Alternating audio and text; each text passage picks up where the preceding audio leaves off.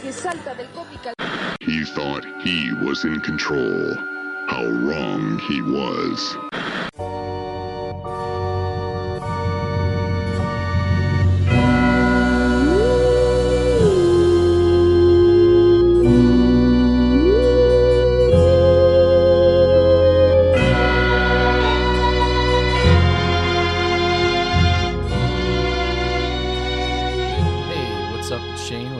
Media, and I'm joined here with Stefan.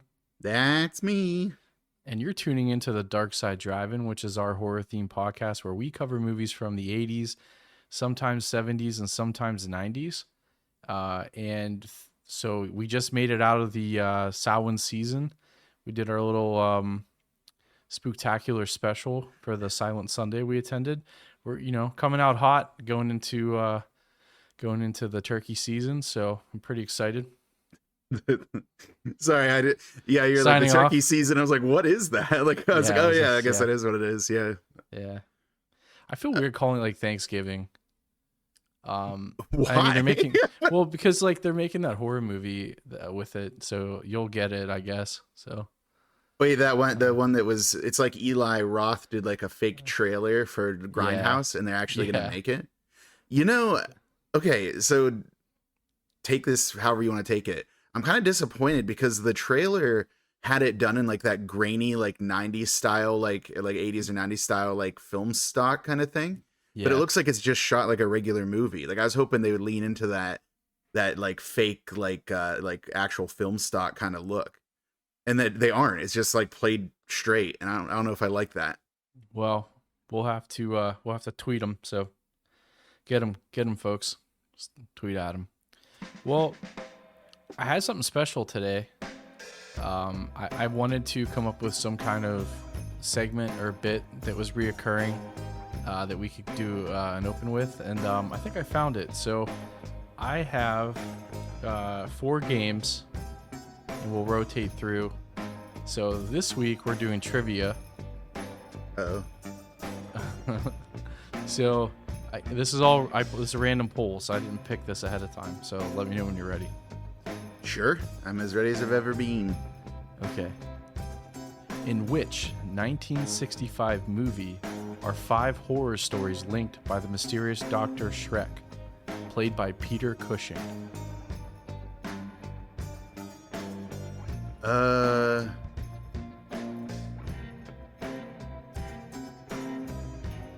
65? Is it Buckets of Blood? Okay, I guess it's Buckets of Blood. So here's what I want you, everyone listening, here's what I want you to do. Go to our socials. Probably Facebook will be the easiest one. I'm going to put the question on our group. Give a guess. I'm sure you're going to Google it and cheat, but it's fine.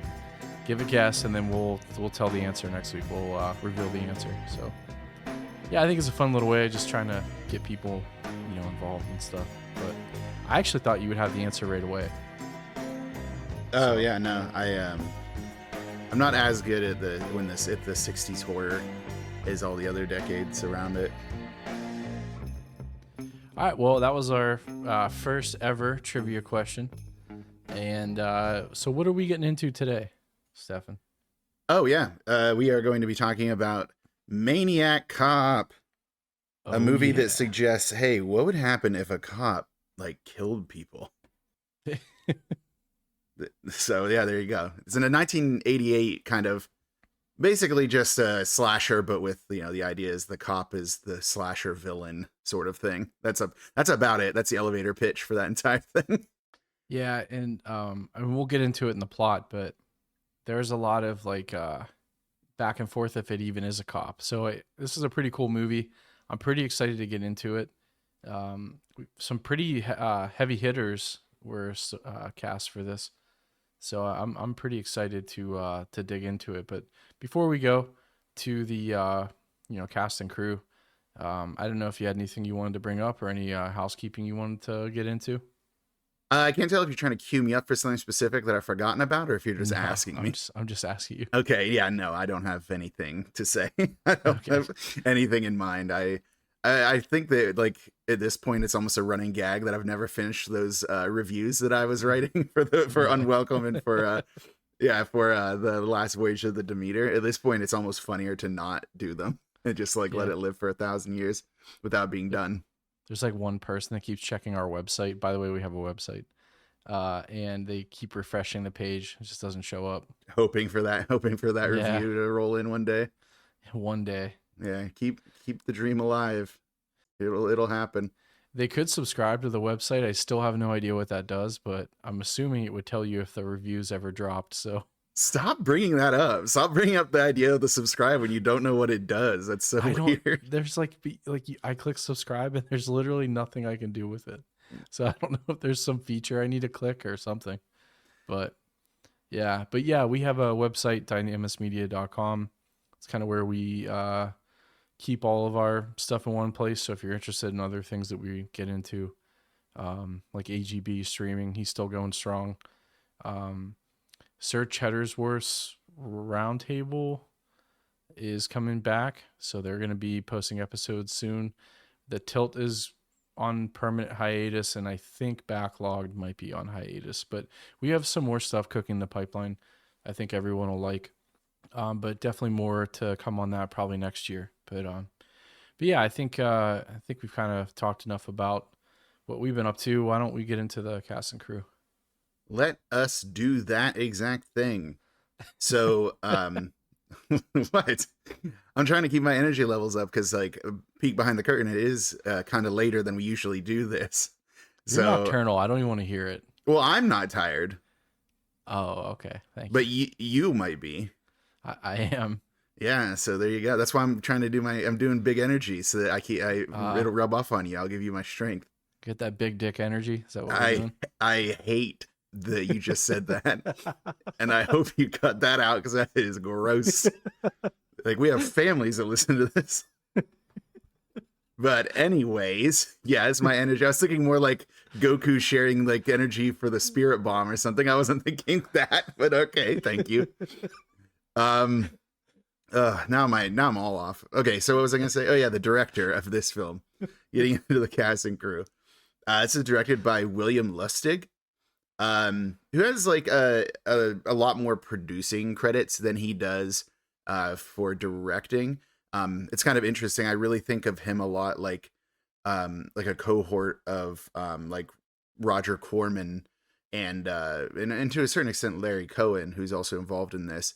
Like how they produce things, and so like their influence is kind of felt outside of just the films that they are like directly involved in. And if anyone's interested, there was actually an episode of The Last Drive-In with Joe Bob Briggs where he had an interview with William Lustig, and let me tell you, what a cinephile. That dude had like so much to share about the world of filmmaking. So like I can't remember which episode it was. It might have actually been a Maniac Cop episode, because I'm pretty sure Shudder had a episode where they did Maniac Cop for the Last Drive-In. But yeah, as far as directing credits for William Lustig, though, he did Maniac.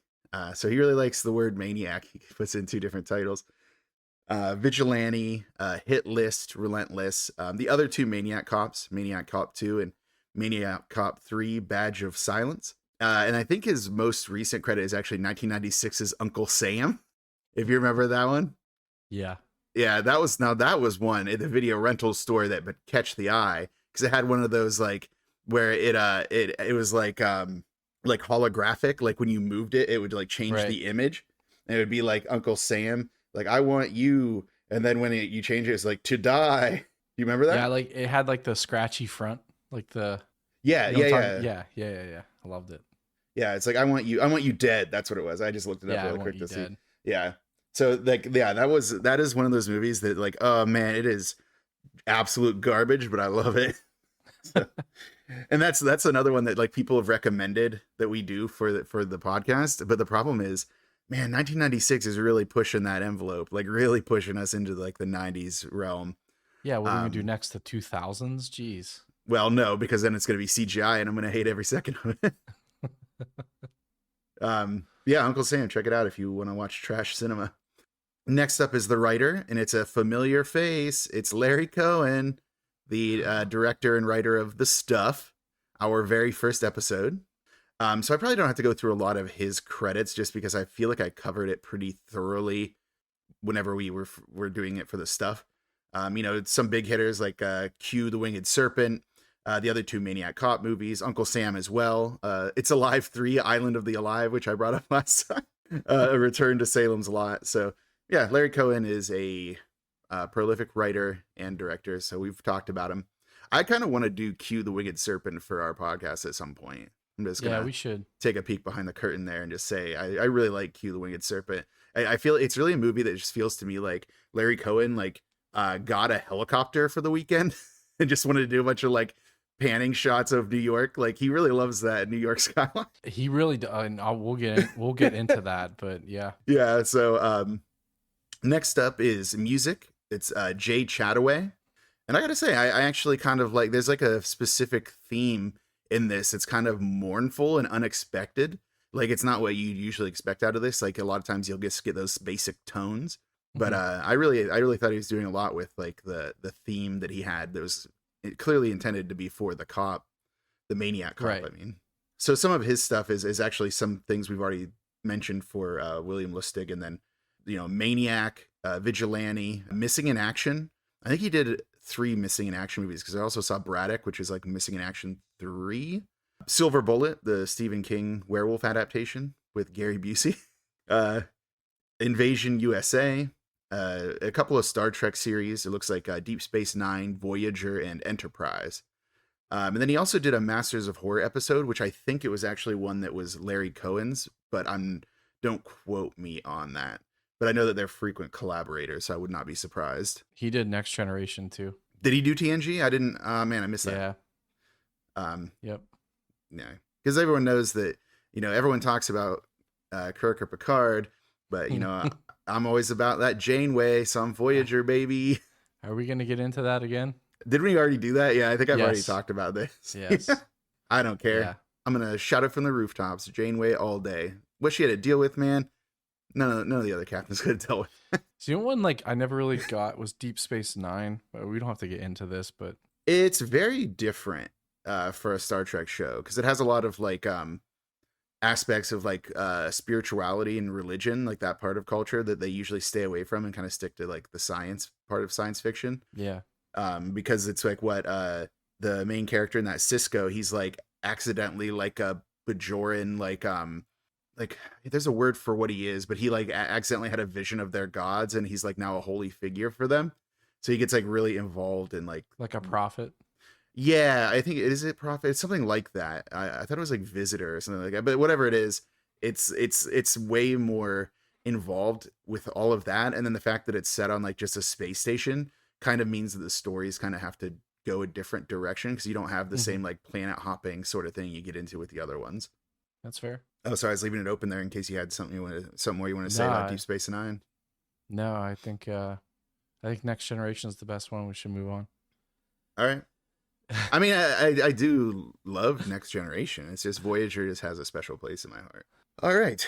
Well, if you don't have anything else to say about music, we'll move on to the actors. And it says here in my notes, top billing, Frank McCrae is played by Tom Atkins. America's Cop. One of Pittsburgh's favorite sons. One and only Tom Atkins, my profile picture on Facebook. Is me with him. I have a signed picture of him from Night of the Creeps right next to me here. Yeah, so I'm guessing you're a fan. I might be. I think I mentioned this in a text to you. Is that my phone now? I type Tom Atkins so much that as soon as I start typing Tom, it wants to autocorrect to Tom Atkins. It's this is maybe technology can be used for good after all. So yeah, the phone's not wrong. Yeah, he's in a lot of things. I kind of cut down the list to just some big hits because he's in a lot of John Carpenter stuff and everything. So I hit up with Tarantulas, Deadly Cargo, The Fog, The Ninth Configuration. I brought up Escape from New York just because we kind of talked about that, and I was because we were kicking around the possibility of doing a Tom Atkins block. I don't know if that's fully formed, but you had mentioned Escape from New York. It's his role is not big enough in that. I must have Tom Atkins starring roles only. Yeah, I just love that movie. So It's a good movie. If I could somehow work that in to like a, I don't know how it, because it doesn't fit what we do at all. But not really. Yeah, it's more like yeah, kind of sci-fi, dystopian like, sci-fi kind of thing. Yeah. What else we got here? Creep Show, Halloween 3, Season of the Witch, my favorite Halloween movie, which is a hot take. Night of the Creeps, Two Evil Eyes, which was, I think it was a John Carpenter collaboration with Dario Argento, I want to say. He's definitely one of the Italian giallo filmmakers. You're correct. Okay, cool. And George Romero. See, I can get that stuff right, but I can't remember the name of an anthology movie that I've never heard of. From 1965 that are 5 horror stories linked by mysterious Dr. Shrek, starring Peter Cushing. Okay, yeah. Because the movie I said isn't even an anthology, and it's also a bucket of blood, but whatever. Okay, getting back into this. Striking Distance, which I only bring up because it's a Pittsburgh-based movie. Isn't it like the one where Bruce Willis is like a boat cop or something? Yeah, it's really good. It is good, yeah. The more recent My Bloody Valentine, he's in that as like the sheriff, I believe. Drive Angry. And then more recently, I brought up he was in an episode of the Creep Show TV series. The one on Shudder. The new one? Yeah. He was in, I think he's in a first season episode. So I think there's 4 seasons now, but they kind of like one year they released 2 seasons in 1 year, and then all of 2022 they didn't. And then they just released this season this year. So I think that's how it worked. I think they did 2 seasons in 2021, but don't quote me on that. So that's really all I had for Tom Atkins. Just love the man so much, but I didn't want to like go on and on for 1,000 years about him. But he has other credits, and sometimes he comes to Steel City Con. So if you see that he's on the list, meet up with him. He's kind of a little harder of hearing now as he's older, but he's like a super nice guy, very, very welcoming. All right, next up is Jack Forrest, as played by Bruce Campbell. Who's that guy? 2 heavy hitters in one movie? The stars have gone black because all of the stars are here on the screen. Wait, hold on. That's not how it goes. The skies will be black because all the stars are on the screen. That's what it is. There you go. I got it. Use take 2. Got it in 1. Got it in 1. Yeah, cut out the part where I messed it up and then just pretend I did it right. You also almost don't even have to mention Bruce Campbell's stuff because he's so famous, but I'll just go through like the Evil Deads, Army of Darkness, Bubba Hotep, a fun movie. My Name is Bruce. He showed up at the end of the Evil Dead remake. I think he was in even Evil Dead Rise, like on a recording. I think he's credited with voice for that. Ash versus the Evil Dead, the TV show. He's in the Evil Dead video game. And I think also they did an Evil Dead tie-in with Dead by Daylight, right?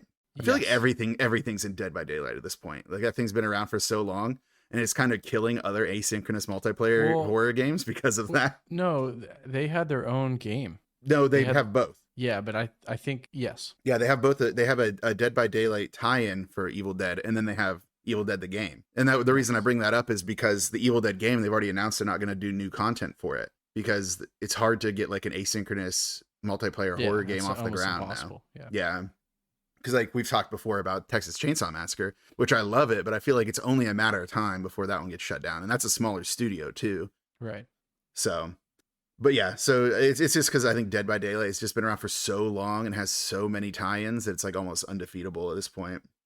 And I think the only other thing I brought up for Bruce Campbell was Burn Notice. I love that show. I think it's super good. And he's Sam Axe in that. So he's in one movie that I think it's worth mentioning, and it's called My Name is Bruce. And it's like a self-aware, like mock. I don't even know how to describe it. It's kind of a horror movie. But it's like a Three Amigos sort of thing, isn't it? Like where he gets called to a small town to be like, they're like, oh, he's a hero on TV, therefore he will be a hero in real life. Yeah. But he plays himself, which is great. Yeah. Sorry, I thought I mentioned that one, but yeah, I had it on my list as My Name is Bruce. Maybe you did. I'm sorry. I think I just blew by it because I was going through Evil Dead stuff. So, but yeah, that movie is super cool. Is that streaming anywhere? It's gotta be, right? It was, I don't know where it is now. It used to be on Netflix, but they lost all their good movies. I'm honestly like on the verge of just canceling. Well, it's Netflix. like $30 now. I know. And I can't even, and the thing that made me super mad is I only shared my Netflix with one person, and it is my mom. And we like made arrangements now where we put her like house in my name. So like I technically own that house. So why is that another household? It's mine. I just want to share Netflix with my mom, and they won't let me. Like, yeah, I don't know. It's wild to me. It's the other thing though. It's like there's so many devices, right? So like it's on every TV in my house. It's on every TV in my mom's house, and I think my grandparents have it. So at any point in time, there could be like 5 people watching it. So I have to. I don't even want to. Yeah, I don't even want to get into streaming stuff too, because like I just got a notification from Max, like the formerly HBO Max, now just Max, with worse content. So they sent me a thing. It's like, hey, you'll now only be able to watch on 2 screens simultaneously instead of 3. And I'm like, that might be a problem, because that one, my Max, so many people have it, dude. I don't even know how many people have it. Like I swear, like it's like my mom has it. Like my friends of the show, Jason and Jared, like their parents have it. Like I've given out my Max to so many people, and if they crack down on that, I'm just like, maybe I should just cancel it and tell everyone to fend for themselves. Like I don't know what to do. Yeah, you're toast. Yeah, it's over. And there's even some people I know that I gave it to, and I was like, I think we're at our profile limit, so can you just use my profile? So sometimes when I like fire up my Max and go into my profile, there'll be random shit I definitely didn't watch, and it's just there now. I'm like, this is awesome. I like that though. That's the thing about like streaming services, is I want to share it with people, and it is upsetting that they're doing all these measures to keep us from doing it. It's like, it's not our fault that you put all your eggs in this weird basket, and now you don't know how to properly like monetize it. Like it feels like the streaming services are punishing us for their mistakes. Yeah, right. So anyways, this has been our corner talking about streaming services. And also, My Name is Bruce is not anywhere. It's just gone. It's not. It's gone from the world. Yeah, it's gone from the world now. Like, yeah, you'll have to purchase it if you want to get it. All right, where was I at? Oh yeah, that was Bruce Campbell, covered him. Next up is Teresa Mallory, as played by Laureen Landon. She's even like active in like horror, like modern low budget horror today. It was actually funny. I didn't expect to see that. So for some of her like hits that I pulled out here was Airplane 2, Hundra, Yellow Hair in the Fortress of Gold, The Stuff, America 3000. She was also in It's Alive 3, Island of the Alive. I want to see that movie. I've never seen any of the It's Alive movies, but I feel like I have to see that one. She is in Maniac Cop 2, but not Maniac Cop 3, so that probably doesn't bode well for her fate in that film. She was in Drive, Samurai Cop 2, Deadly Vengeance, Amityville Cop, which I don't know what that is, but Amityville, I guess, is like a property that anyone can make movies about, so there's just tons of Amityville movies out there. She was in Clown Motel 2, which again, I don't know what that is, but I'm so curious.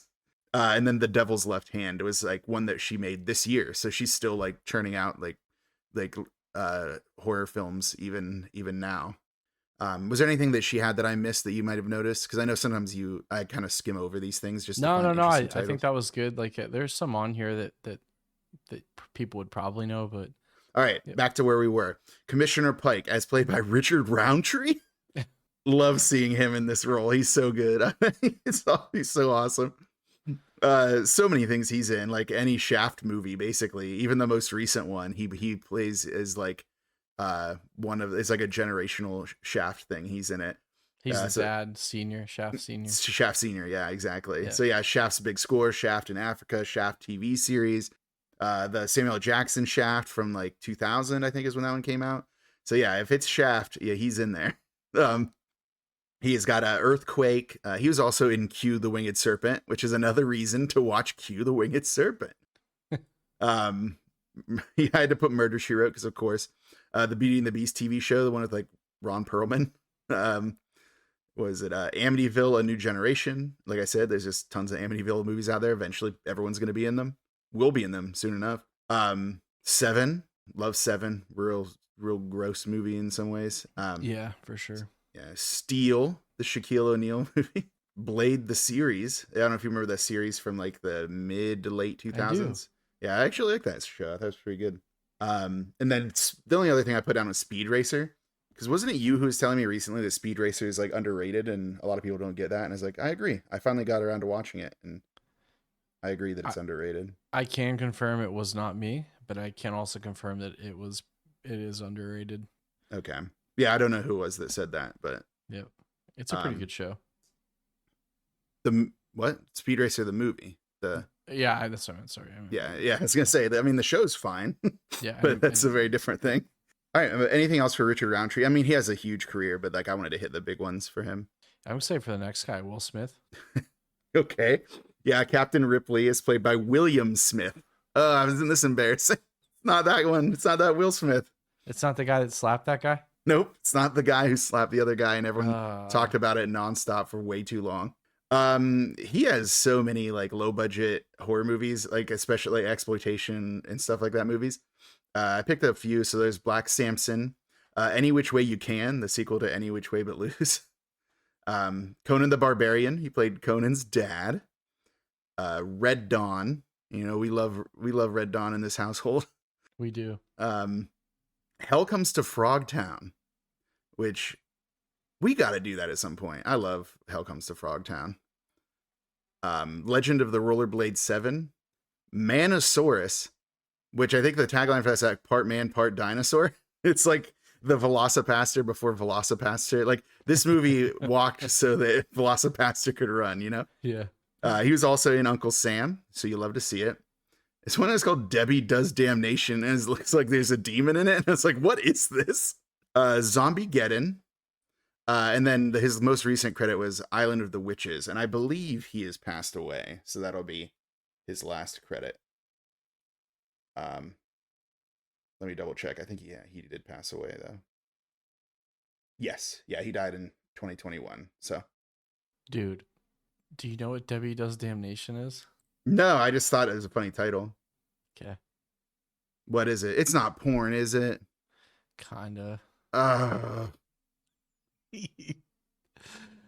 usually way more careful about the movies that when I see like in a somebody's. play on Debbie Does Dallas, dude. Yeah, but I thought that it would be like a bit.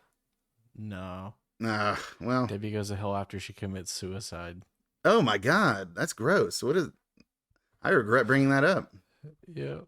Well, you know, that's why I've got to. I usually just go through lists and just pick names, and this is why I should probably curate that list a little bit better. All right. On that note, next up is our titular Maniac cop, Cordell. Right? It's Matt Cordell. Matt Cordell, yeah, as played by Robert Zadar, who like real scary looking in this because he's got all his like face wounds and stuff like that. And apparently he gets like typecast as villains very frequently because he has like a form of cherubism, which is why his cheeks kind of look like that. But by most accounts, I guess he's like a really sweet guy. So it's kind of a bummer that he's often been typecast in villainous roles. Some of his good hits here is The Night Stalker, Grotesque, Evil Altar. Obviously, the other two Maniac Cop movies. You can't have a Maniac Cop movie without your Maniac Cop. Soul Taker, Beastmaster 2 Through the Portal of Time, Samurai Cop. He's in Frogtown 2, which is the first I ever knew there was a sequel to Hell Comes to Frogtown. Frankenblade, Future War, also Zombiegeddon. So he got to hang out with our man William Smith. Super Hell. I don't know what that is, but it sounds pretty metal. If it's Super Hell, it's like regular hell, but even better. His character's name is Granny Bob. In what? Super Hell? Yeah. I would love some context for that. And then the last thing it looked like a holiday themed horror movie. It's called Easter Sunday, and he's been in a lot of other things. I was just pulling out a few big hits for him. So when I was doing some research for this, apparently he was a Chippendale dancer. So he was like, so they did the scene with him in the shower in this Maniac Cop where he fights off the prison, like getting murdered or whatever. And yeah, apparently he was like insisted I'll just do it naked. Like, don't worry about it. I'm comfortable with that. Yeah, they said he was like no shame at all. Like he's like real like I don't know, self-aware, I guess. Yeah, well, I mean, he's like he's jacked. Like the dude looked like he could like literally fight people in a shower. So I'm not very surprised by that, but that's funny. Yeah, because that scene, it kind of comes out of nowhere, and it's just like this dude just like fighting naked in the shower, just like, and honestly doing pretty well for a while. Spoiler alert, doesn't go well for long.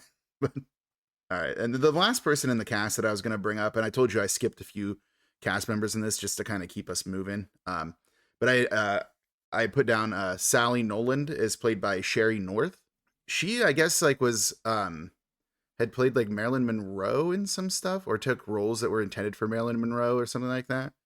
Some of the more interesting ones for her were The Lieutenant Wore Skirts, The Best Things in Life Are Free, In Love and War, The Shootist, which is that's a John Wayne movie, right? Rabbit Test, Susan's Plan, tons of TV credits. I put down Murder, She Wrote, Matlock, and Freddy's Nightmares. And then she's also in a couple episodes of Seinfeld. I just like to bring up Freddy's Nightmares. That's a pretty cool show that, at least I remember it being cool. It probably sucks if I were to watch it now, but I remember it being cool. And then Matlock I brought up because it's not the episode with the ghost, but I always bring up that episode of Matlock with the ghost. And I'm not sure if it's real, but I'm convinced as everyone should. I'm convinced that there's an episode of Matlock with a ghost, and no one's gonna check us.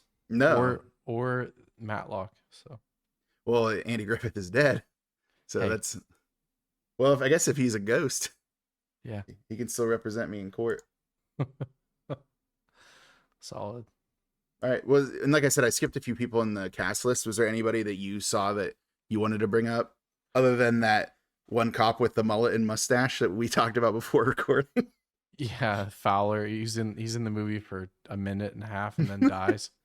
But I swear to God, I've seen him in something, and I looked up his credits, and I've never seen a damn thing he's in. Yeah, it's really weird. It's so funny. Like usually, like you have to work to do that. Like, but he's like got so many credits, and I think I've seen none of them. It's so funny. I think the only notable person is Jill Gatsby. That's Larry Cohen's daughter, correct? Yeah, and she's in a lot of his movies, and he kills her in every one of them. So yes, whenever he has his daughter in a movie, he makes sure to kill her. Yeah.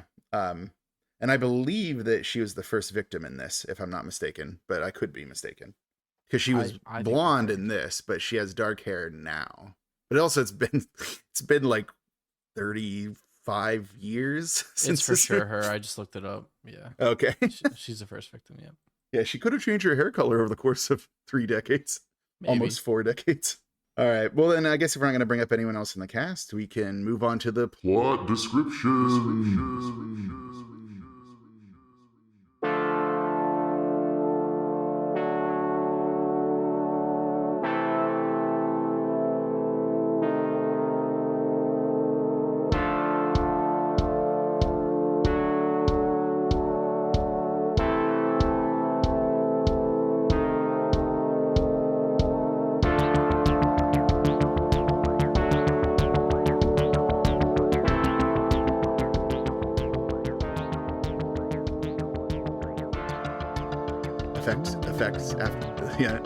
Effects. Before we start with our opening credits, we have to have a weird Trauma logo with like a fake looking city skyline. I did not understand why that happened.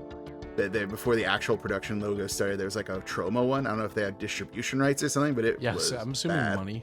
Yeah, well, yeah, money is almost always involved. I actually kind of liked the opening credits for this movie. So it was like really kind of minimalist, like white text on black screen. At first, but then it turns into like Cordell like getting himself ready with like putting on his tie clip, loading his pistol, which he never shoots. Right.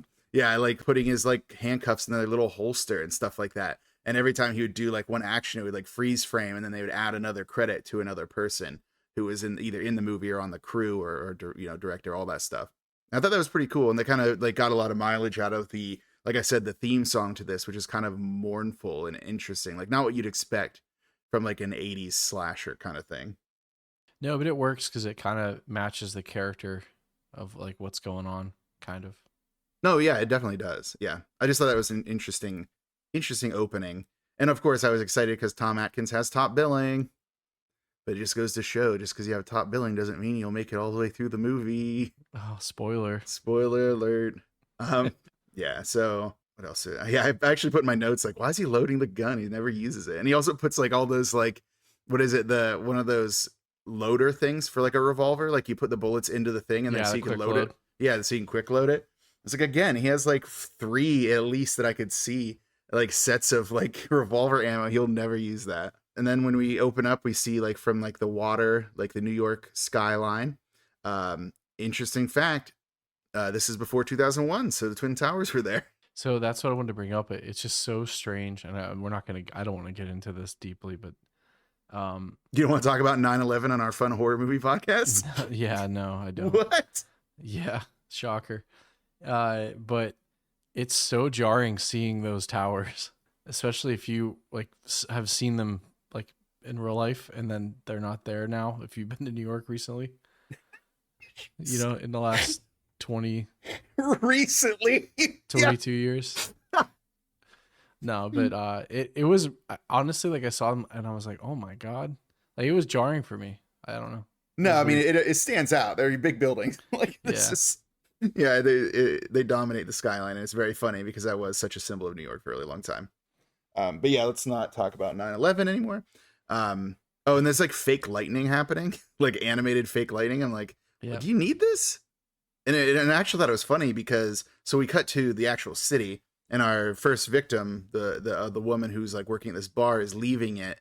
You know, there's like guys that I guess are probably like patrons who are trying to get her to go to after hours clubs or offer her a ride. And she says she'll take her chances with the muggers, which guess what? She is gonna find muggers.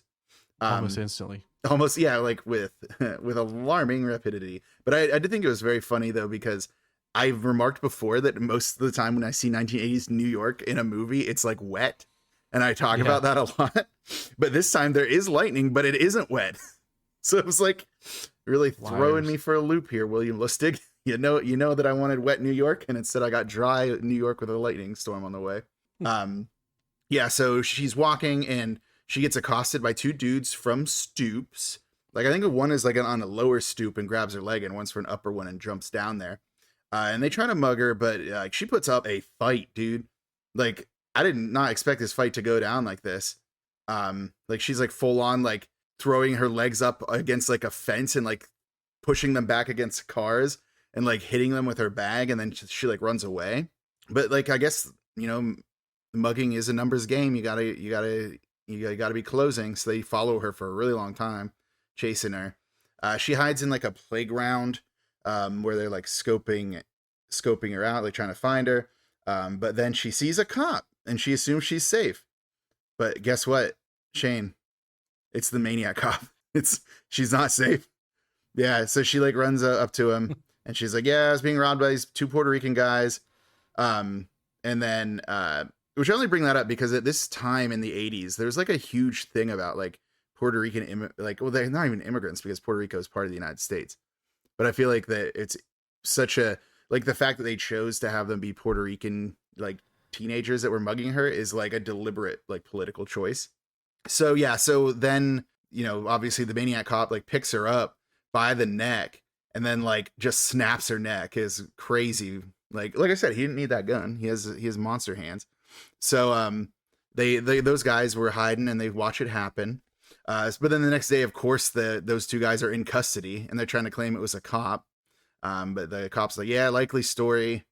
Yeah, we're arresting you guys for it. Then we go to the medical examiner's office, which has a very long, dark corridor. Like almost like, I was like, is there going to be like some scenes in this where there's going to be some like murder happening? No, it's just a creepy long corridor that we're only going to see once and never again. And you hear power tools like constantly going off. What's going on in this medical examiner's office? And of course, one of the two guys walking in is Tom Atkins, and he's with another detective named Lovejoy, who will never come up again. And I'm going to try to call. True. Oh no, he will come up again and be like really terrible being a cop. Yep. Yeah. So I'm going to try to call Tom Atkins' character by his name, which is McCrae, but I do keep calling him Tom Atkins in my head. So I'm probably going to call him Tom Atkins. Is Tom Atkins in your notes? No, I have McCrae actually.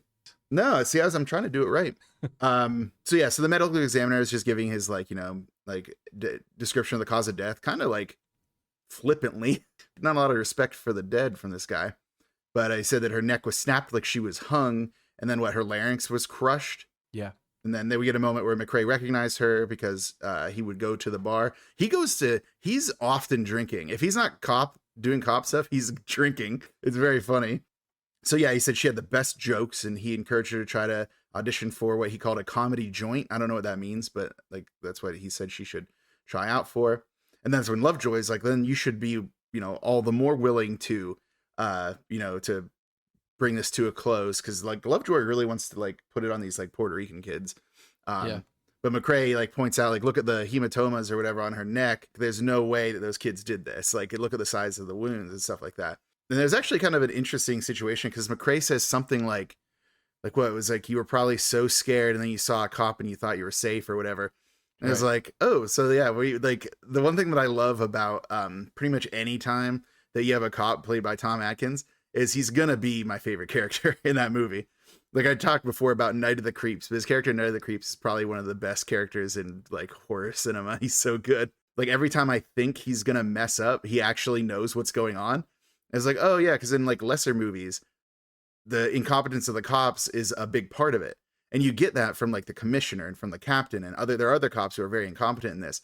But like not Tom Atkins. No, hell no. Like he is on it, man. He is so competent.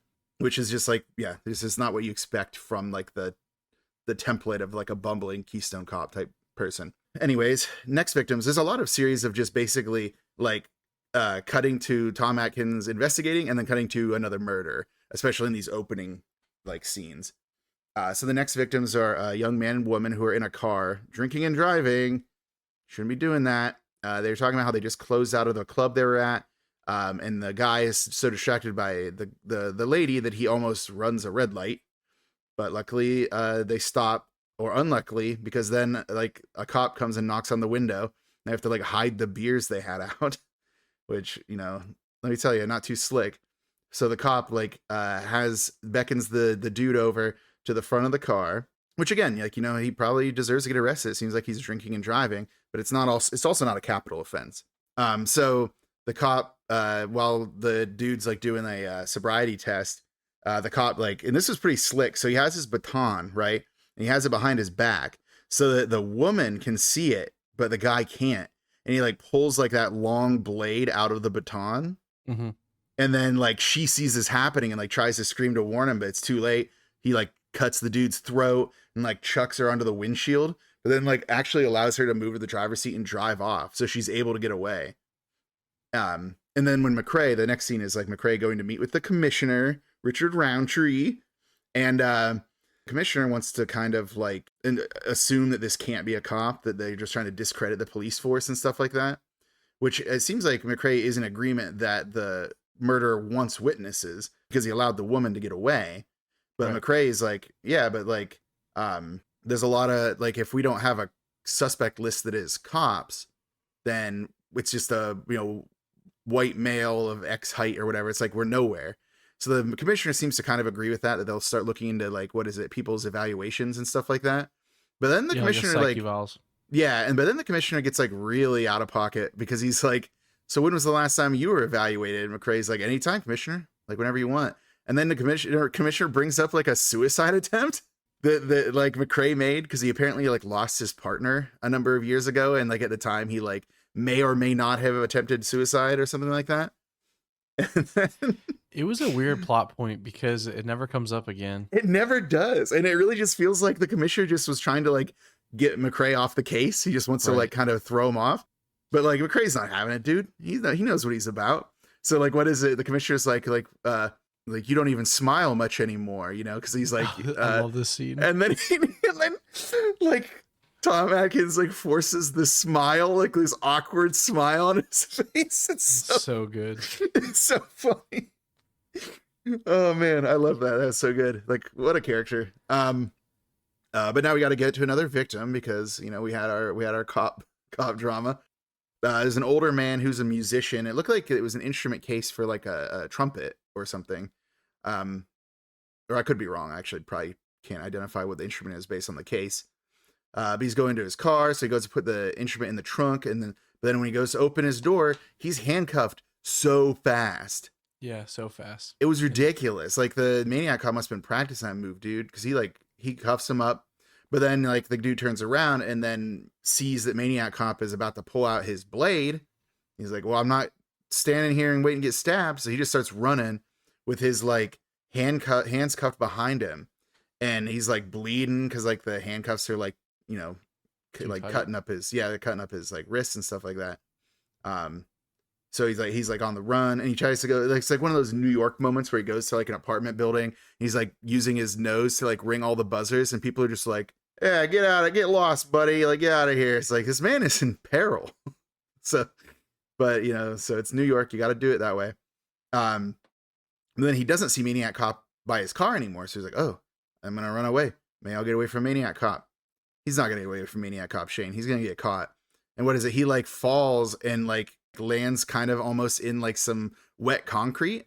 Which by the way, he trips over the frame and he trips lands face first into the concrete. Yeah. Which, by the way, why is there wet concrete in the middle of the night? That doesn't make sense. Okay, but then he falls, and then like Maniac Cop gets there and like basically like smothers him in the wet concrete, like pushes his face down in there, and then it's a instant cut to jackhammers breaking apart the concrete in order to get the guy's body from there.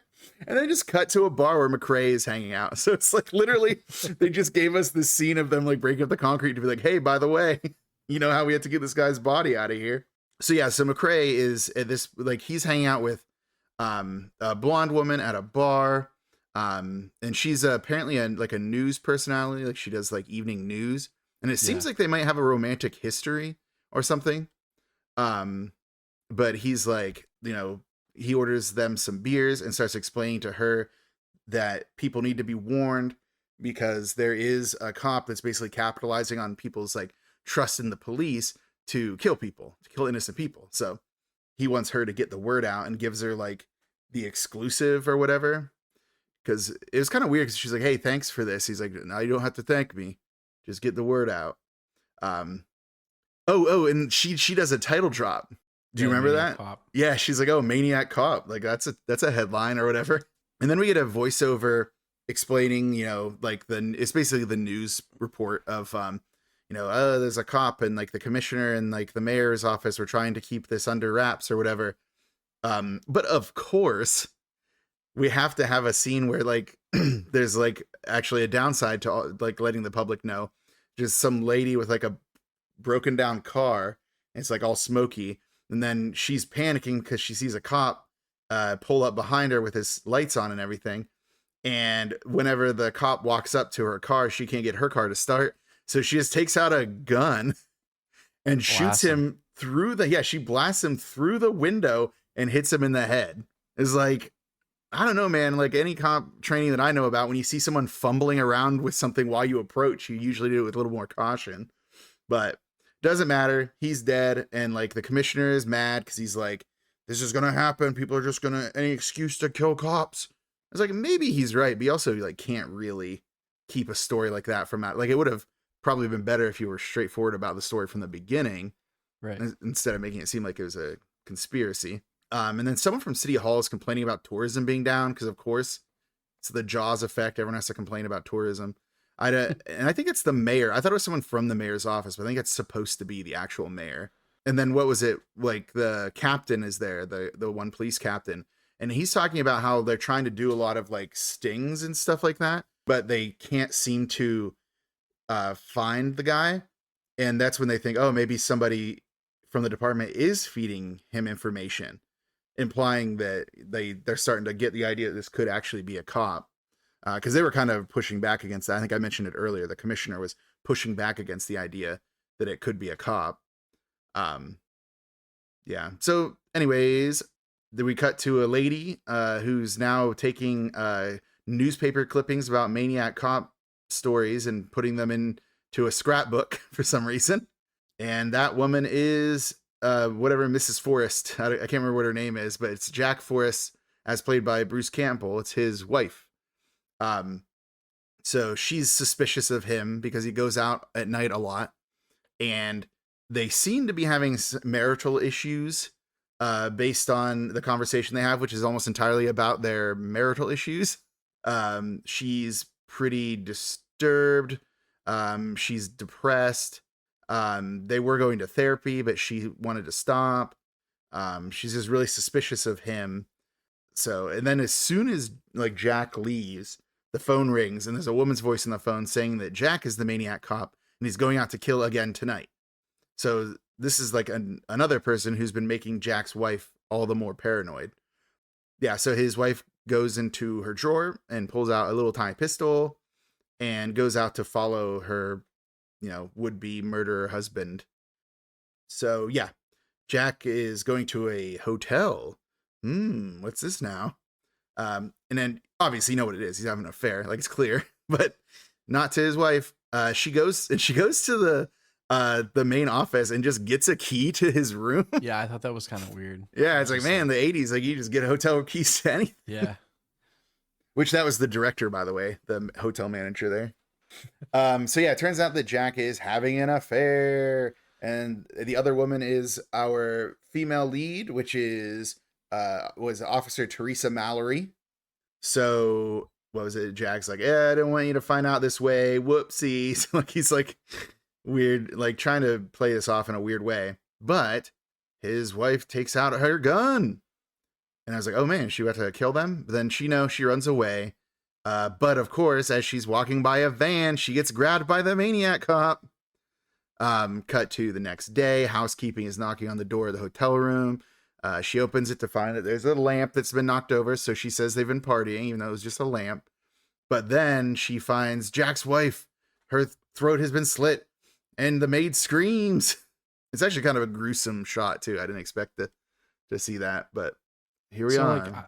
Like, I know they hint at why Bruce Campbell was chosen. But did they ever like specifically say like what? Because Matt has a vendetta, obviously, but he absolutely seems to hate Bruce Campbell's character, and yeah, I have no idea why. Like it's never made clear. Well, why. McCrae hints that it's like, look, you fit the description almost to a T, and he kind of looks like him a little bit with like the jawline and the size, like height. That was the only thing I think is like he is tall, like taller than average. And both Robert Zadar and Bruce Campbell have a nickname, which is the Chin, because they both have very distinctive chins. But that's like the only thing I can think of is he just like is close enough. But like the thing is like Robert Zadar is massive, dude. Like no one would ever mistake them. But I think that's why. But like the amount of work that had to go into it, because it's implied that his wife had been getting calls from that woman for a while, like since the murders began. So it's like that much time put in to, setting up this conspiracy into play. Like it seems almost wild how much work they put into that. Okay, so I have a theory, mm-hmm. and it's gonna involve some spoilers. So buckle up, folks. So buckled up. Are you buckled? I'm buckled. Okay, so the wife was getting calls for a while, right? True. And we know it's from Sally. We do know it's from Sally, yes. Yep. Okay. Sally was Matt's girlfriend. Facts. But Sally also has like a very close relationship with a lot of the female officers on the force. Yes. Yeah, that's what we find out when we first introduce Sally Noland later on in the movie here. So I think that Sally chose Bruce Campbell's character, Jack, because she didn't like that he was with Teresa and cheating and running around on his wife. Oh, yeah. So, because I think her whole motivation is because she still loves Matt, right? Yes. Yes. So I think like they made those four characters like mirrors of each other. So it's like Jack and Matt, and then Teresa and Sally. So Bruce Campbell and Robert Zadar, and then Lorraine, Landon, and Cherie North. So I actually do like that idea because the affair is literally the thing that is able to hang, like what they hang a lot of the conspiracy on Bruce Campbell with. So if that affair hadn't been happening, then they wouldn't have been selected. And it's implied that like Sally doesn't want Mallory to get hurt. Like she when she finds out that she was attacked, she's like relieved to hear that she's okay, because she didn't realize what Matt was planning to do. So yeah, I like that theory. I think that's true. I think that's what happened. Yeah, that makes sense. Good theory. Thanks. Yeah. I got one good one here and there. Yeah, I was gonna say a broken clock is right twice a day. Yeah, unless you change the hands. Or if it's a digital clock and then it just says 12. Where was I? Oh yeah, so it's roll call at the police station. Jack is called out by the captain, who explains to him that his wife is dead, but is doing it in a way that's like he's already building his case against him, because Jack says something like, it's like, did my wife call you? Like, I would have thought that her first call would be to lawyers, not to you. And he's like, oh, so you guys were having marital troubles then? He's like, stop talking, Jack. You're getting yourself in trouble. Badgering the witness, or was it or leading? Leading. Yeah, leading. So the captain then we get to what is it? They're getting and there's an interrogation room. You got McCrae, you got the captain, you got Jack. They have the wife's like little scrapbook diary where she like explained that she believes that her husband is the Maniac cop. Jack says that he does have an alibi because he's seeing someone, but he doesn't want to reveal who it is. So obviously it's a fellow police officer. It could hurt her career. A lawyer comes in and sends away the captain and McCrae. The lawyer is so bad at lawyering. He wants Jack to take a temporary insanity plea. Like, right. Hey, sometimes stuff happens. Like, sometimes you just get so mad. It's like, you're the worst lawyer of all time. But of course, then we have to cut to a bar because McCrae needs to have a scene that doesn't involve police work. So it's got to be at a bar with him and the captain watching a news story where citizens are just basically being asked about like their opinions on the police, like whether or not they can trust the police. And I thought there was one really interesting one with like a young black man, and it literally could have been now. Like the things he was saying were just just like it's amazing how like some of the things that they're talking about in 1988 are still here now. He's like, yeah, they'll claim that you had a gun. They'll claim that they saw something shiny and had to make a reaction or whatever. And it's just like, what was it? He's like, cops like killing. That's why they become cops. It's just kind of like interesting that like some of the things that those people were saying like seem to echo with like the current political climate. It's just kind of funny.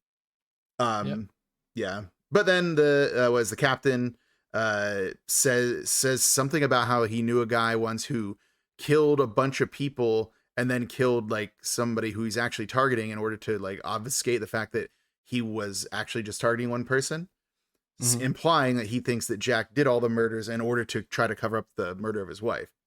Which again, if he was trying to do that, like he did a terrible job of it because they suspected him instantly. But of course, like I said, like every opportunity there is for McCrae to almost misstep, he doesn't. And he's like, I know Jack's being set up, and he's definitely trying to protect somebody. He's like, he makes so many like correct logical leaps. It's like, oh, like I was expecting him to be a little less confident, but he's like very much there. Like he knows, he's like, yeah, he's being like set up to take the heat off the real killer, and he's covering up for somebody else who he doesn't want to get in trouble. And then like they have like this weird exchange where the captain's like, you're a cop. And McCrae's like, I'm a cop. What are you? And the captain's just like, fuck you. And that's like the end of their conversation. It's like, is that your superior officer? Like, it's just super funny that they like had that exchange. So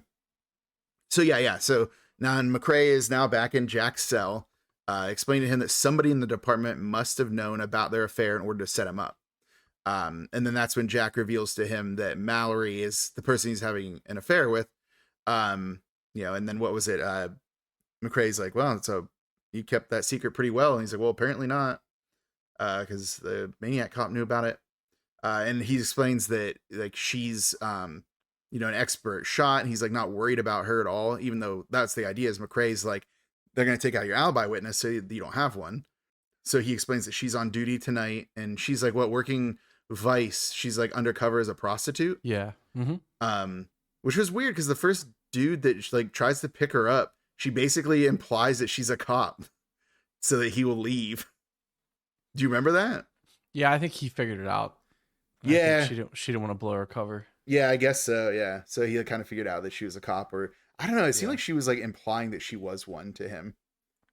But anyways, he goes away. So she goes into the alley in order to have a cigarette. And then the Maniac cop is there. And McCrae's on the way. He's in his car, like driving around like the club where Mallory's supposed to be working. And one of the prostitutes says Frank to him. I was like, do they know him? I mean, I guess Yeah. he is like a distinctive dude. Like no other person on Earth looks like Tom Atkins. Like you would pick him out. So like maybe that's it. But yeah, so Mallory's trying to explain to Maniac Cop, believing him to be a regular cop, not a Maniac Cop. Tries to explain that she's on duty, but he doesn't care because he's a Maniac Cop. So he grabs her by the throat, and then like he kind of like knocks her down. And he goes to take out his club knife. But then Mallory just starts blasting. And then McCrae, hearing the blasting, then shows up and also starts blasting. So they're just both blasting. And this is kind of an interesting moment because Maniac Cop uses his knife to cut Tom Atkins' hand so that he stops shooting at him. And the reason it's interesting to me is because that's how I realized that Tom Atkins is left-handed, just like me. Yeah. And me. Yes. Yes. Because like later on he's trying to write, but he can't because his hand is like he apparently has like 17 stitches in it or something. So yeah, Maniac Cop is now gone. And then, of course, where are they at? They're in a bar. Because anytime McCrae has to take anybody anywhere, he's going to take them to a bar. So Mallory is like, it can't just be bulletproof vests because she's like saying she hit him in the face like twice and thinks that she seems to think that he's like a ghost or like a revenant or something. Because she says that she could feel how cold his hands were even through his gloves. Yeah. And McCrae is just over here drinking whiskey. What is it? Then it's last call, and McCrae orders another round of doubles. Like, man, McCrae, you are a hard drinking cop. Like, what is going on? So, what is it? McCrae's telling her that someone else must have known about the affair to get the setup job to work because it's just fitting together too well. And then that's when Mallory explains Sally Noland is like a den mother to all the female officers. And she told her about the affair. So that's when what you said kind of makes sense then. That like that was why Jack was selected. Yeah, I think she chose him. Mm-hmm. Yeah. So and then McCrae is like, I'm gonna have Mallory have you hide at my apartment for safekeeping. Explains a very like detailed way he's going to alert her when he's the one there and not to open the door for anyone but him. It was kind of a weird moment because she's like, I thought you were gonna keep me company. He's like, no, I'm gonna do cop stuff. It's like, guy's got the riz, man. I mean, apparently. I mean, I think he does. Got news anchors. I know. Like, that's what was funny is like, like Tom Atkins is just like, yeah, this lady wants to hang out with him. He's like, nah, I'm going to drink another double whiskey and go do more police work. So, yeah. I got a job to do. Let me just throw these 4 drinks back. Yeah. So we toss back another double whiskey here real fast. Because that's what she says. So she's like, you trying to get me drunk or something like that? He's like, nope, I'm trying to get me drunk. Yeah. So my job. So yeah, this is when I put in my notes, Yo hold up as Tom Atkins left-handed because he goes to like the sign in and he goes into the clerical room. And it's so funny because you can tell Sally's coming because she has her like foot in like a boot. So like you hear like thump, drag, like on her way over. And he's just like standing there watching her walk around the corner. And then she assumes that he's there for some kind of like, clerical thing because that's where it's at. And she explains that the computer is down and they have like kind of an interesting, weird exchange. And this is where we kind of find out that she didn't know what all Cordell was up to. Because he explains like, oh, Sally, we have a friend in common and it's Mallory and she was attacked tonight by the Maniac Cop, trying to get like kind of bait her into like revealing something maybe. But what he actually baits her into is like, going to talk to the Maniac Cop. So yeah, like Sally's clearly troubled by the knowledge that, Mallory was attacked. And as soon as Tom Atkins leaves, she heads out to go meet him, to meet the Maniac Cop. And of course, Tom Atkins is there and ready to follow because that's just how he does it. He's such a good cop. Unfortunately, he's not a very good airplane, which will spoiler alert for what is going to happen to him. So Sally goes to like, it was like a pier. They never really explain why he's so obsessed with this pier, by the way. So I thought it was because he knew it was getting torn down. So it's just like the convenience of a condemned place. Yeah, That's what I thought. But Yeah. So yeah, but like once Sally gets there and goes into the actual warehouse and stuff like that, McCrae like wisely ditches the car and goes on foot because he's so good at this. He's so good at being a cop. Sally's talking to the Maniac cop about how he should be able to get to the mayor and to the commissioner since they believe that Jack is the murderer. But she also says she thought, I thought you'd be killing junkies and dealers. I didn't think you're going to be killing innocent people and stuff like that.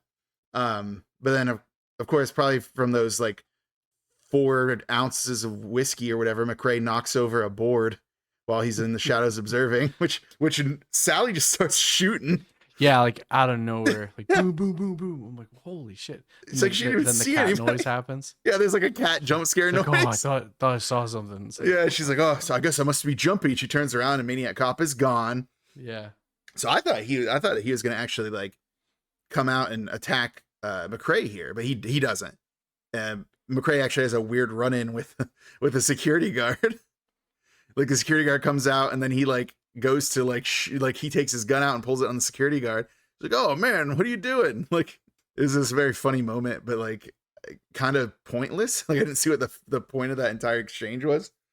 And also, where was that security guard earlier when like that lady was firing her gun 8 times? Yeah, really. Like you just pulled his badge out and been like, hey, like piss off. Right. Yeah, exactly. Instead, he makes up this crazy, like, oh, I was out here taking. Yeah, I was out taking a leak. He's like, what's become of the city? A man can't even take a leak anywhere anymore.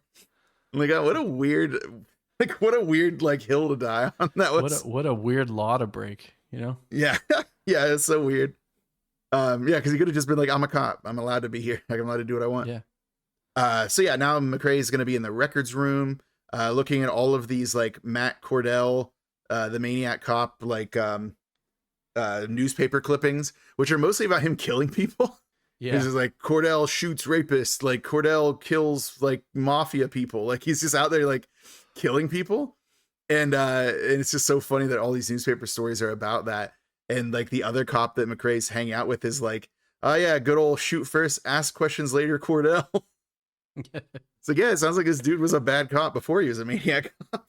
But then again, they're kind of like, he got railroaded because of the politicians, because of all the rights violations. And it's like such a funny idea that they're like, it's the politicians that did this to him. It's like, it sounds like it's his excessive force use that did it. It's not the hundreds of murders. Yeah, it's not the mountain of corpses he left behind. But yeah, so then allegedly he died in prison. And then there's kind of a funny exchange where like that one cop is like, he was one of a kind. And then McCrae's like, he still is. And he's like, what was that? He's like, nothing.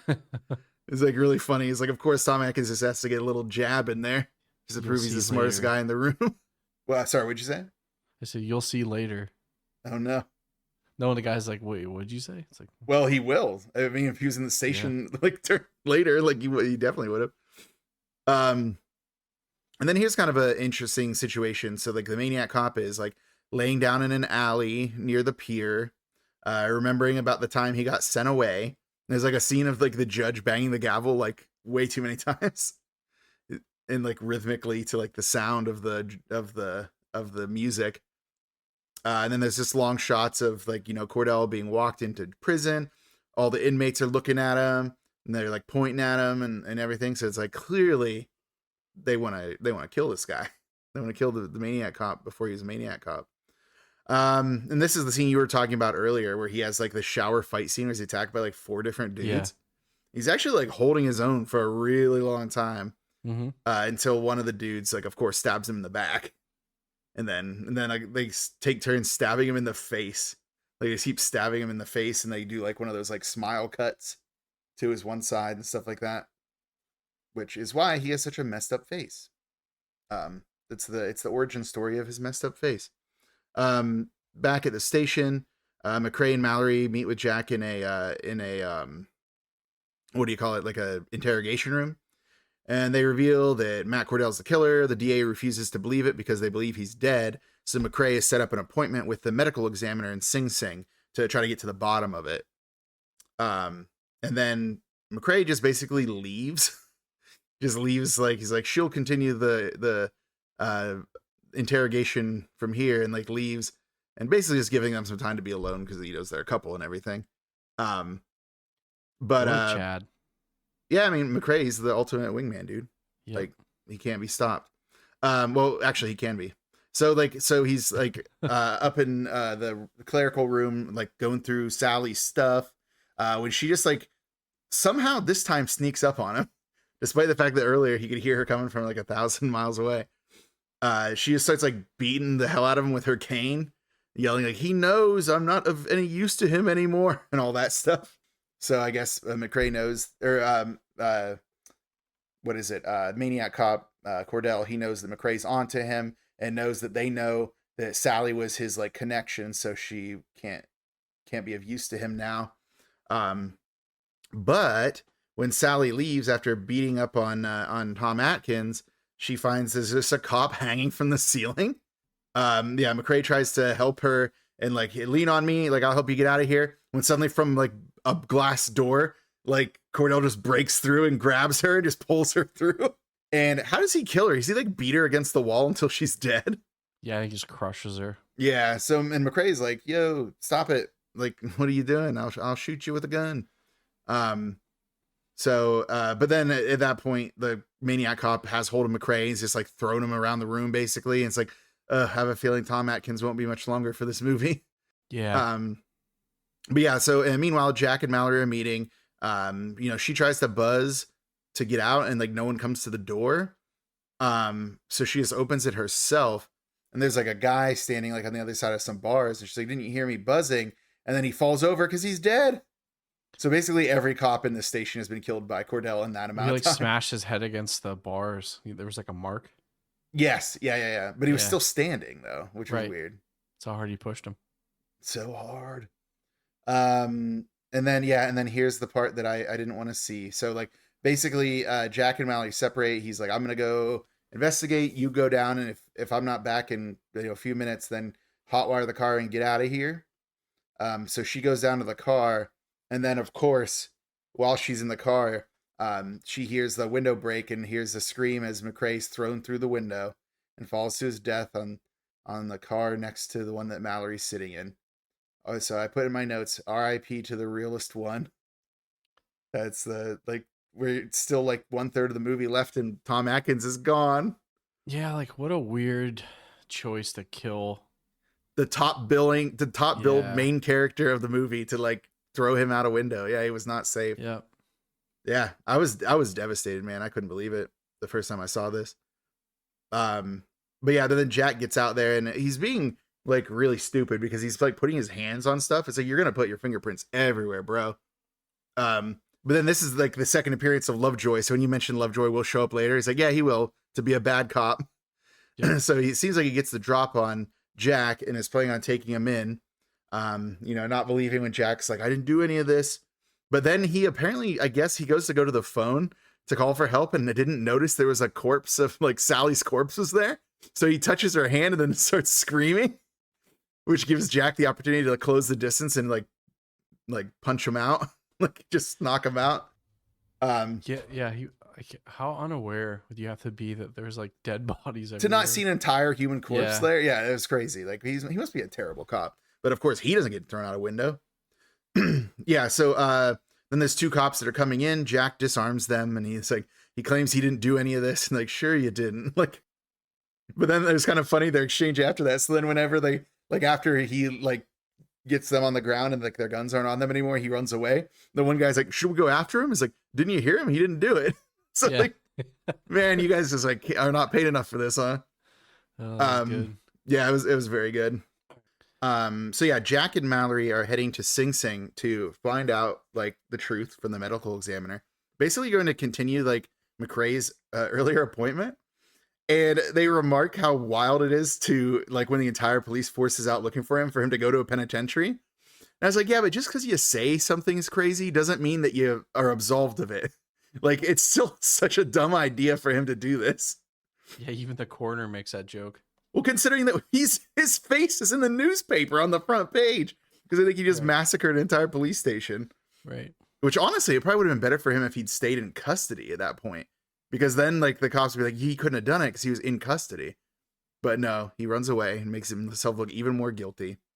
Yeah, so they're talking with the medical examiner, the medical examiner. 2 weeks in a row, or 2 episodes in a row. Did I do that last time too? Yeah, hey, I'm walking here. Yeah, I'm walking here. Yeah, so the medical examiner, he's giving them the runaround. He's just basically like, yeah, he died, got killed in prison. He wouldn't even, like, goes into a lot of detail about it. Like, we tried to put him in protective custody. He wouldn't let us do it, and all of that. But then he asks for identification because they're asking a bunch of questions. He's like, and then that's when they revealed that it is in fact Cordell who's doing the killings, because that's when he takes out, he's like, actually McCrae's dead. He died in a massacre at the police station. He's like, oh, I hadn't had time to read my morning paper, or I would have seen that you're on the front page. So like I said, literally, Jack's not even trying to hide that he's like the person in this thing. So we get a flashback scene to, it's basically just like the medical examiner with like a bloody body, like covered with a bloody sheet. And then he like checks the pulse and like, I guess realizes there's a bit of a pulse, even though he is also giving him CPR. So I don't really understand that, but he reveals that, you know, hey, Cordell had a lot of friends and they convinced me to do the decent thing and forge the death papers.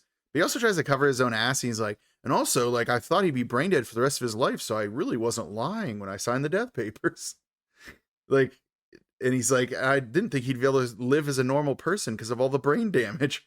It's like, you didn't think that the Maniac cop would be able to be normal? So yeah, and then what is it? Then he's like, because of all of my wrongdoing, I'm not going to report you.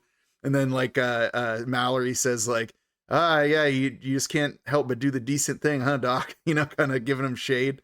And then there's just a dumb scene where like a nurse comes in to give the medical examiner a green tie because it's St. Patrick's Day.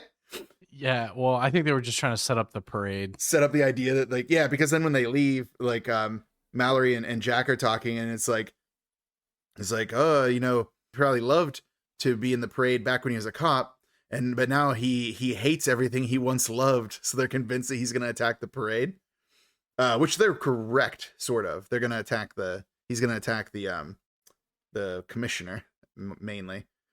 So we just get a bunch of gratuitous parade shots. Just a bunch of them. There's a reporter giving a news report explaining that there was talk of canceling the parade due to the Maniac cop killings, and there's actually like protesters picketing the parade about like prioritizing a parade over like a public crisis. Right. Which, by the way, do you know who that reporter was? No, I missed it. Who? Sam Raimi. Really? Mm-hmm. That was Sam Raimi, dude. Man, I'll have to rewatch. I can't believe I missed that. Mm-hmm. Yeah, he's a reporter giving the news report about the St. Patrick's Day parade stuff. It's super cool. Yeah, because he basically looks the same now as he did in 1988. It's so funny. Yeah. Yep. So what happens then? Oh yeah, Mallory wants to go in to talk to the commissioner about Cordell, since he's likely the one that Cordell probably wants to kill the most, being the commissioner, and he blames like, you know, the commissioner and the mayor, all them, for his situation. But of course she gets up there, and the commissioner and then the captain obviously don't believe her.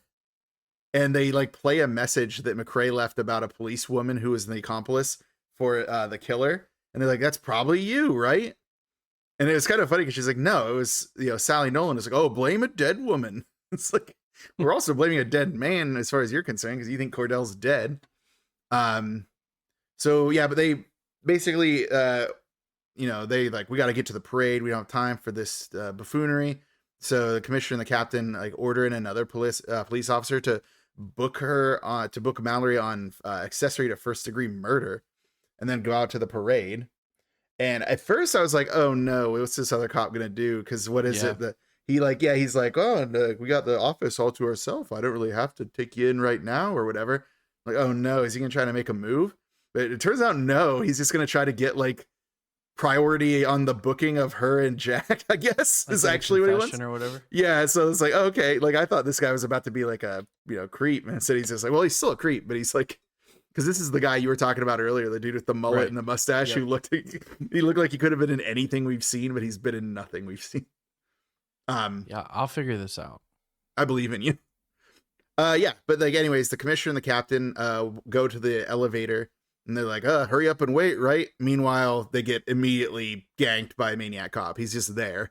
And I think they have enough time to say like Cordell before they die, and that's about it. They die so fast. And then we have kind of a cool little shot of the Maniac cop walking, and it's like he has his bloody hand with the bloody knife in it. Which you notice that he doesn't have his glove anymore. Did that like fall off at a specific time? Yes. Was it when he was fighting with Tom Atkins? No. Sally took it. She did? Yeah, it was in her purse. Oh, because that's what Tom Atkins found when he was rooting around in her stuff, right? Yeah, she took it off when they were at the dock. Oh, to like hold his hand. Touching his hand. Yeah. Yep. Okay. Good catch. I missed that completely. That's what I'm here for. But yeah, so like then we found out that cop is actually not trying to be a creep in that way. He's trying to be a creep in I want to get a confession from you and then get the booking to help my career for both of you. Like, oh, okay. Well, I guess he's just a career man. But he says, you got an attitude on you. It's like, well, yeah, you're arresting her, dude. Like, why wouldn't she have an attitude? Yeah, really. Yeah. So he like bad police procedure. He cuffs one of her hands to one of his hands and then like walks her out into the hallway. But of course, from around a corner is sudden knife. And that cop is instantly killed. And now Mallory has to drag him because she's still cuffed to him to try to get away, which is actually a pretty intense scene. But at this point, it doesn't. Yeah, it doesn't seem like Maniac cop. He respects the chase, so he lets her like have a few moments. Building tension. Yeah, he understands film structure. He wants to make sure that she thinks she can get away. So she tries to go towards the elevator, but of course she can't open the door because it's one of those like two-way doors. Like you push it to go one way, you push it to go the other way. But she can't push it to go in there because of the bodies of the captain and the commissioner. They're blocking it. So she goes into the room that's next to it, which is like some kind of break room. And yeah, so she like takes the keys off the dead cop to undo her cuffs while the Maniac cop just annihilates the shit out of that door. Yeah. Like sick or whatever. Yeah, he took that personally. Like that door folded, man. Like I couldn't believe it. Yeah, it's like that door was in prison. I mean, the way he attacked it. Yeah. So Mallory then, like, in order to get out of there, she throws a chair through the window, and the chair, like, so it's like one of those old stone buildings, but it has like a ledge outcropping. So when she throws the chair through it, it like breaks through that, and then the chair falls to the ground. And somehow the cops, being the dumbest people on earth, don't notice that she just broke a window and the chair fell out. But they do notice Jack, who's standing across the street, which also it's stupid move by Jack. Why is he just standing across the street from all the cops who want to arrest him? He's the master of making stupid choices. But then like all of these cops, because then Mallory goes onto the roof and is running to like get to a fire escape. And he's like literally like, guys, look up. Something's happening, but they're too busy being incompetent to notice. Like the most competent cop, it was Tom Atkins, and he's dead. But so they like put Jack in the back of a paddy wagon, which suspiciously looks like a delivery van, just painted. And then right as they get him in there, like Maniac cop just comes, grabs the driver, throws him out, and then drives away. It's like he didn't even kill that guy. Best like, closed caption ever. Oh, this is the part with the high speed chase where the closed caption just says vroom. It's like, oh man, like, yeah, so make an onomatopoeia out of that, please. Like, yeah. There was some pretty bad captions in this one. I don't think it was as bad as the last one though. Yeah, nothing's as bad as that one. Nothing's as bad as Demon Wind, but yeah, it was still pretty bad. But then Mallory goes to another cop. It's like, hey, they're getting away. We got to follow that paddy wagon. And so he's driving her. It's kind of a funny situation because he's like, do you know how to handle a shotgun? She's like, how about you watch me? Like, all right, lady. Like, he's already taking it on faith that you're even doing the right thing here. So it's basically just like a high-speed chase that I think lasts a little too long because it's not very tense because they're not that close to each other. But then eventually, so she knows that they're going to Pier 14.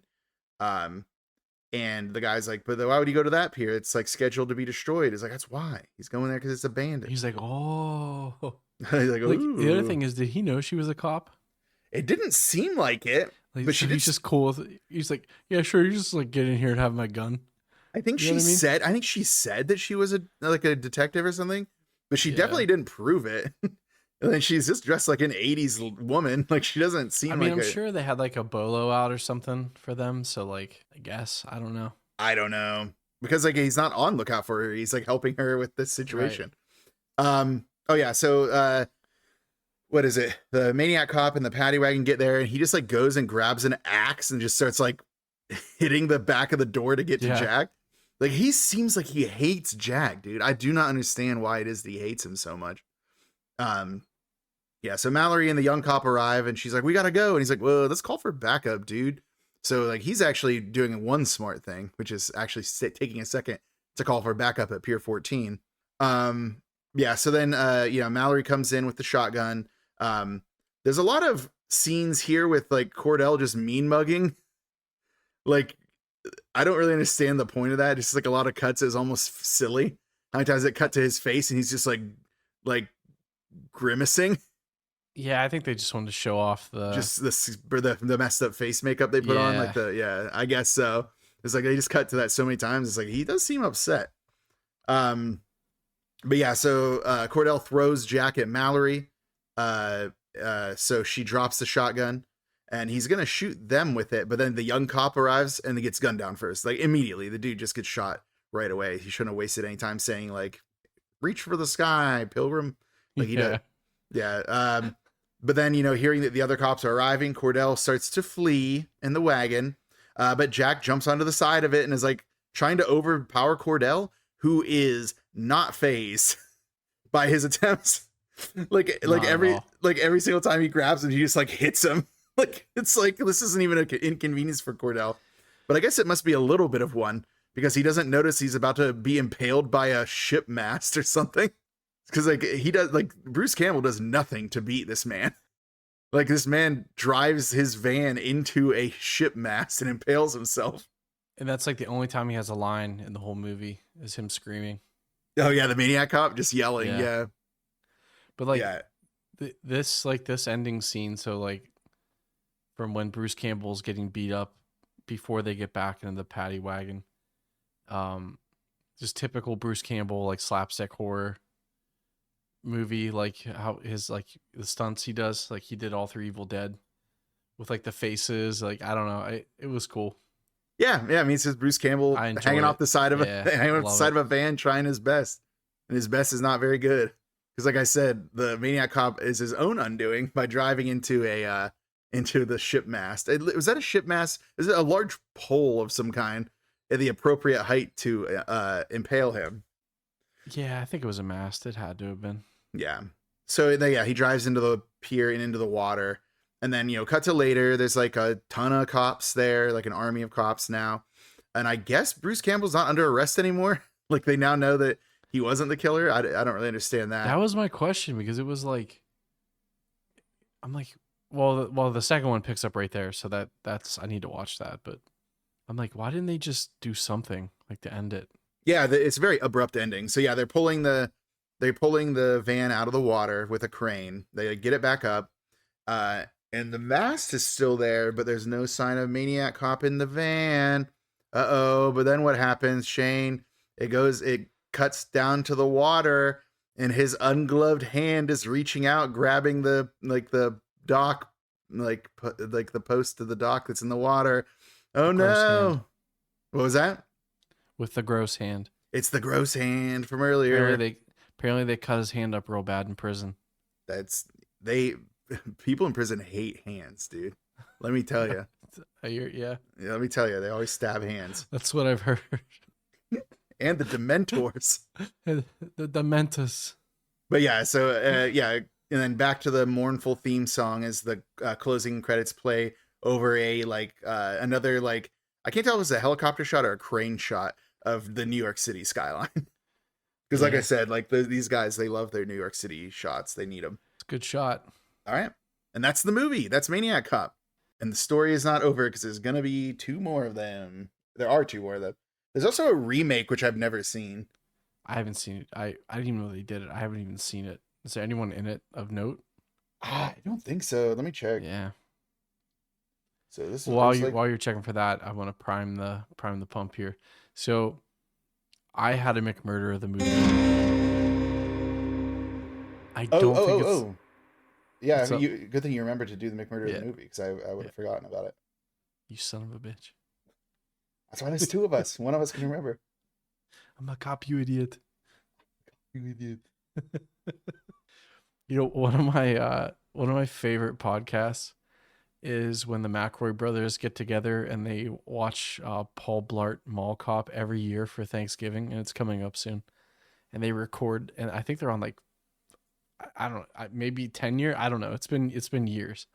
And I thought it'd be funny to do like an Arnold Schwarzenegger like every year, like I bet like do like Jingle All the Way or something, like one of his like weird like offshoot ones. I'm sorry. I'm looking at.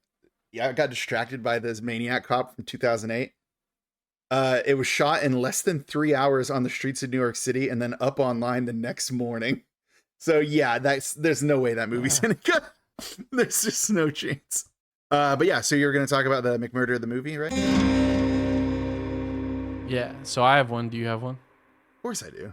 What kind of hack do you think I am? I wonder if ours is the same.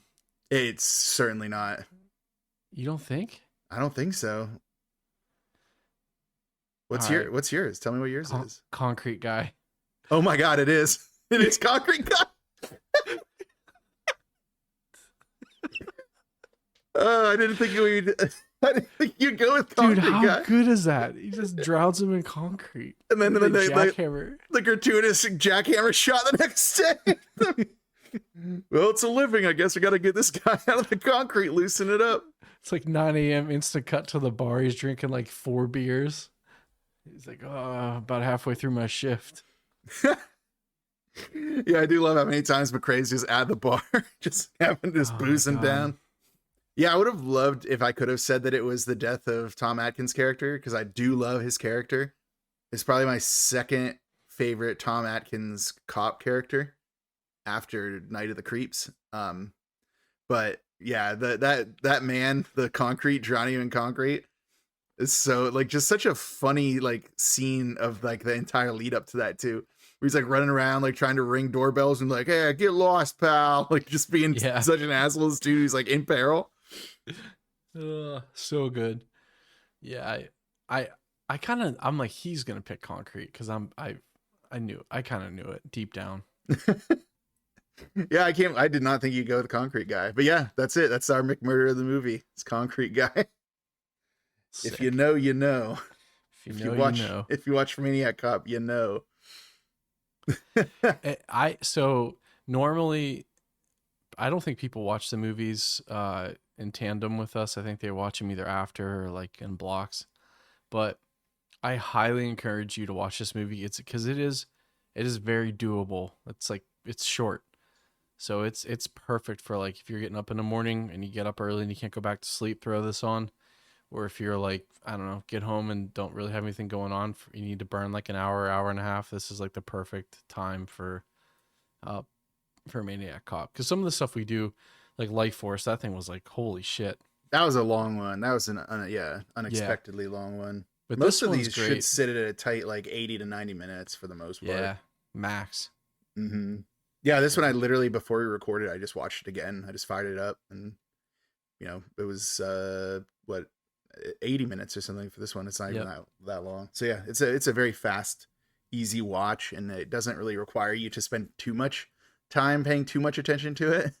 But there's enough moments that you're like, ooh, that's cool. That's interesting. What's going on here? Like it moves pretty fast. Hey, speaking of cool moments. Is that the transition to get into the judgment categories? Maybe. The judgment categories.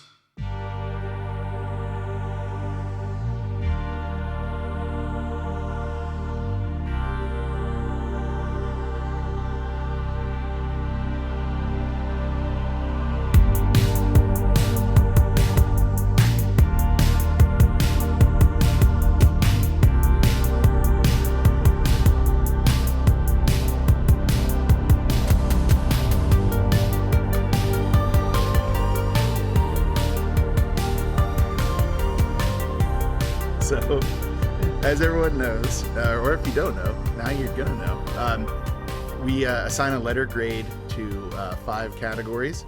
They are story/writing, acting, effects, music, and music encompassing sound design as well.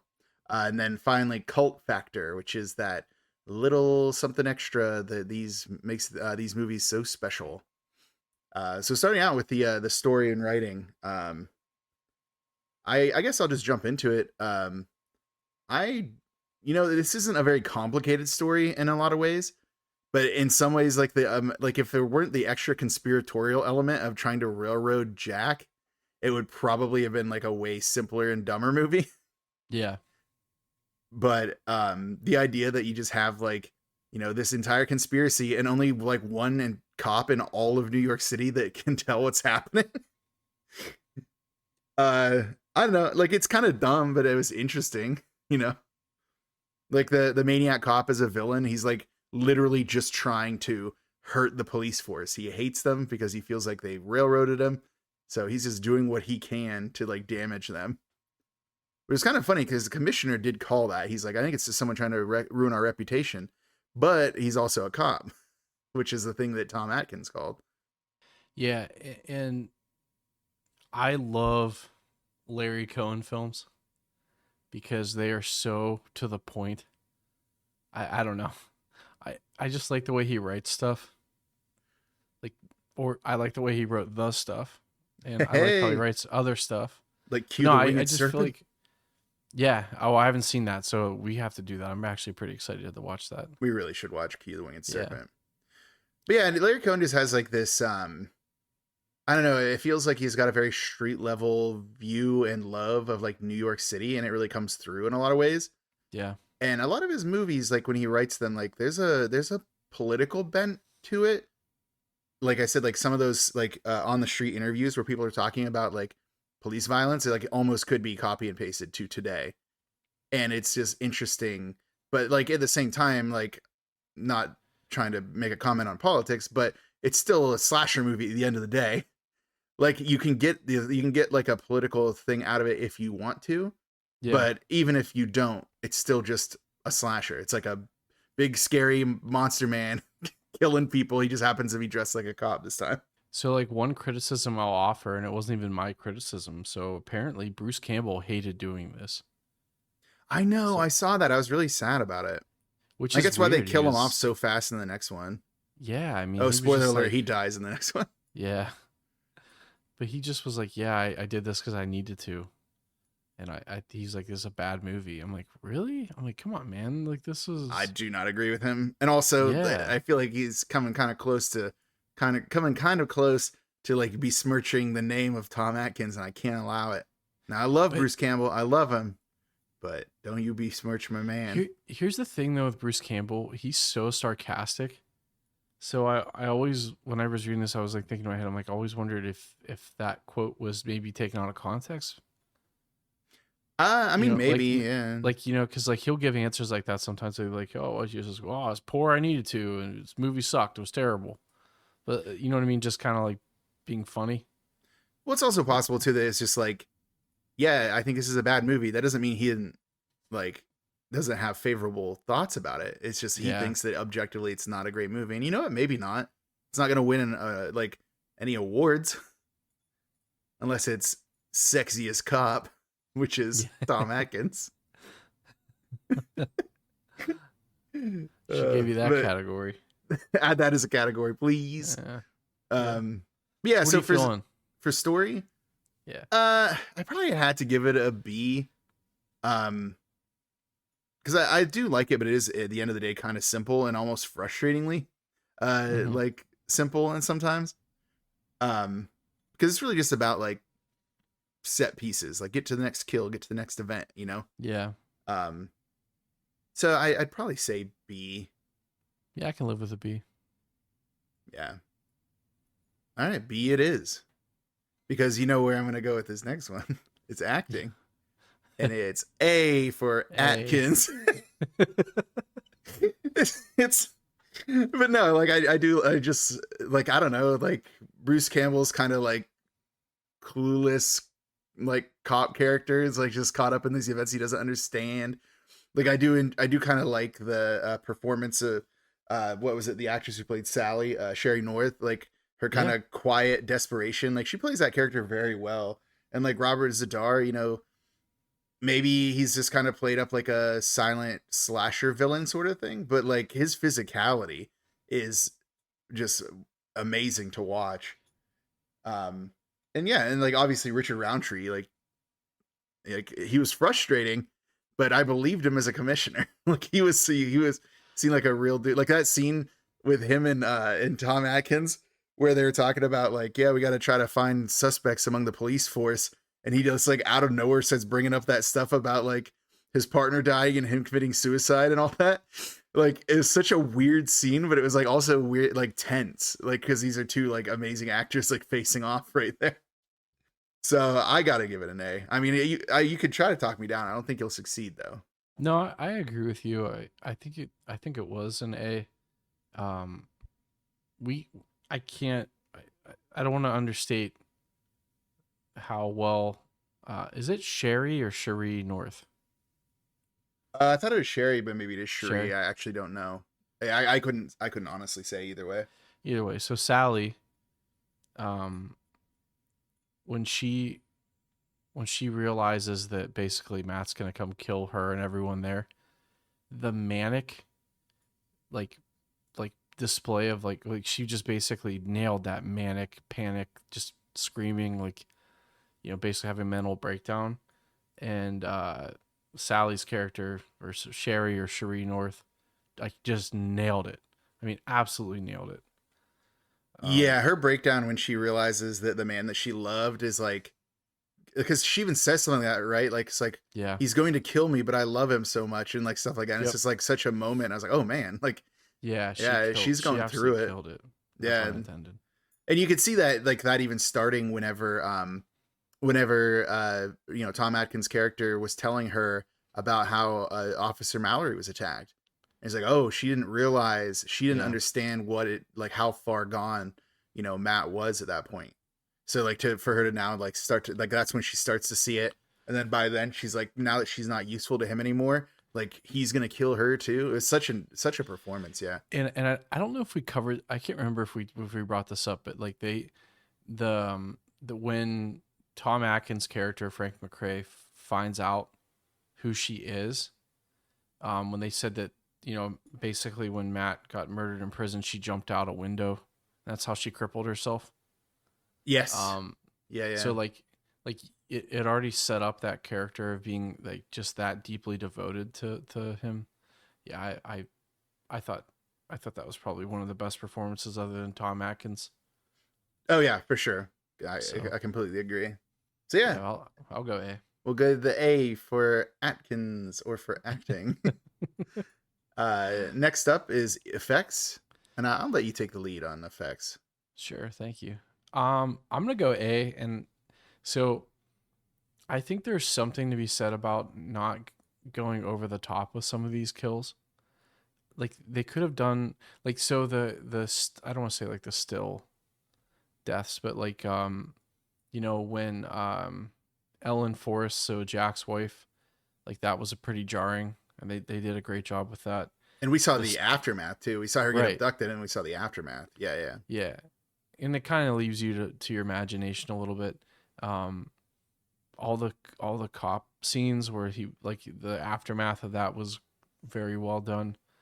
The few times that you see him actually doing something, the only time I felt was a little cheap, not cheap, but like I think they could have probably done a little better, was the second kill when it was the young couple. Oh he- yeah.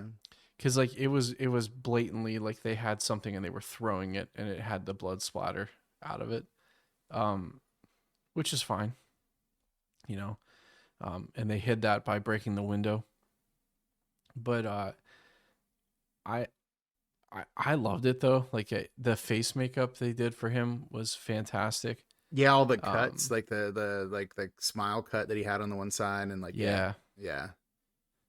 And then you know, the scenes where they were like doing the, like, someone actually jumped out of a window and fell in a car. like for Tom Atkins' death. Like R.I.P. yeah, they did a great job. I think there's better, but I don't think this was bad at all. And like that's why I think it deserves an A. It's not like Tom Savini level. Like if we had an S category, like the Prowler would probably grab that pretty For quickly. sure. Yeah. So, but yeah, I'm going A. I agree, and I agree with you too about like not every slasher movie has to be this elaborate thing.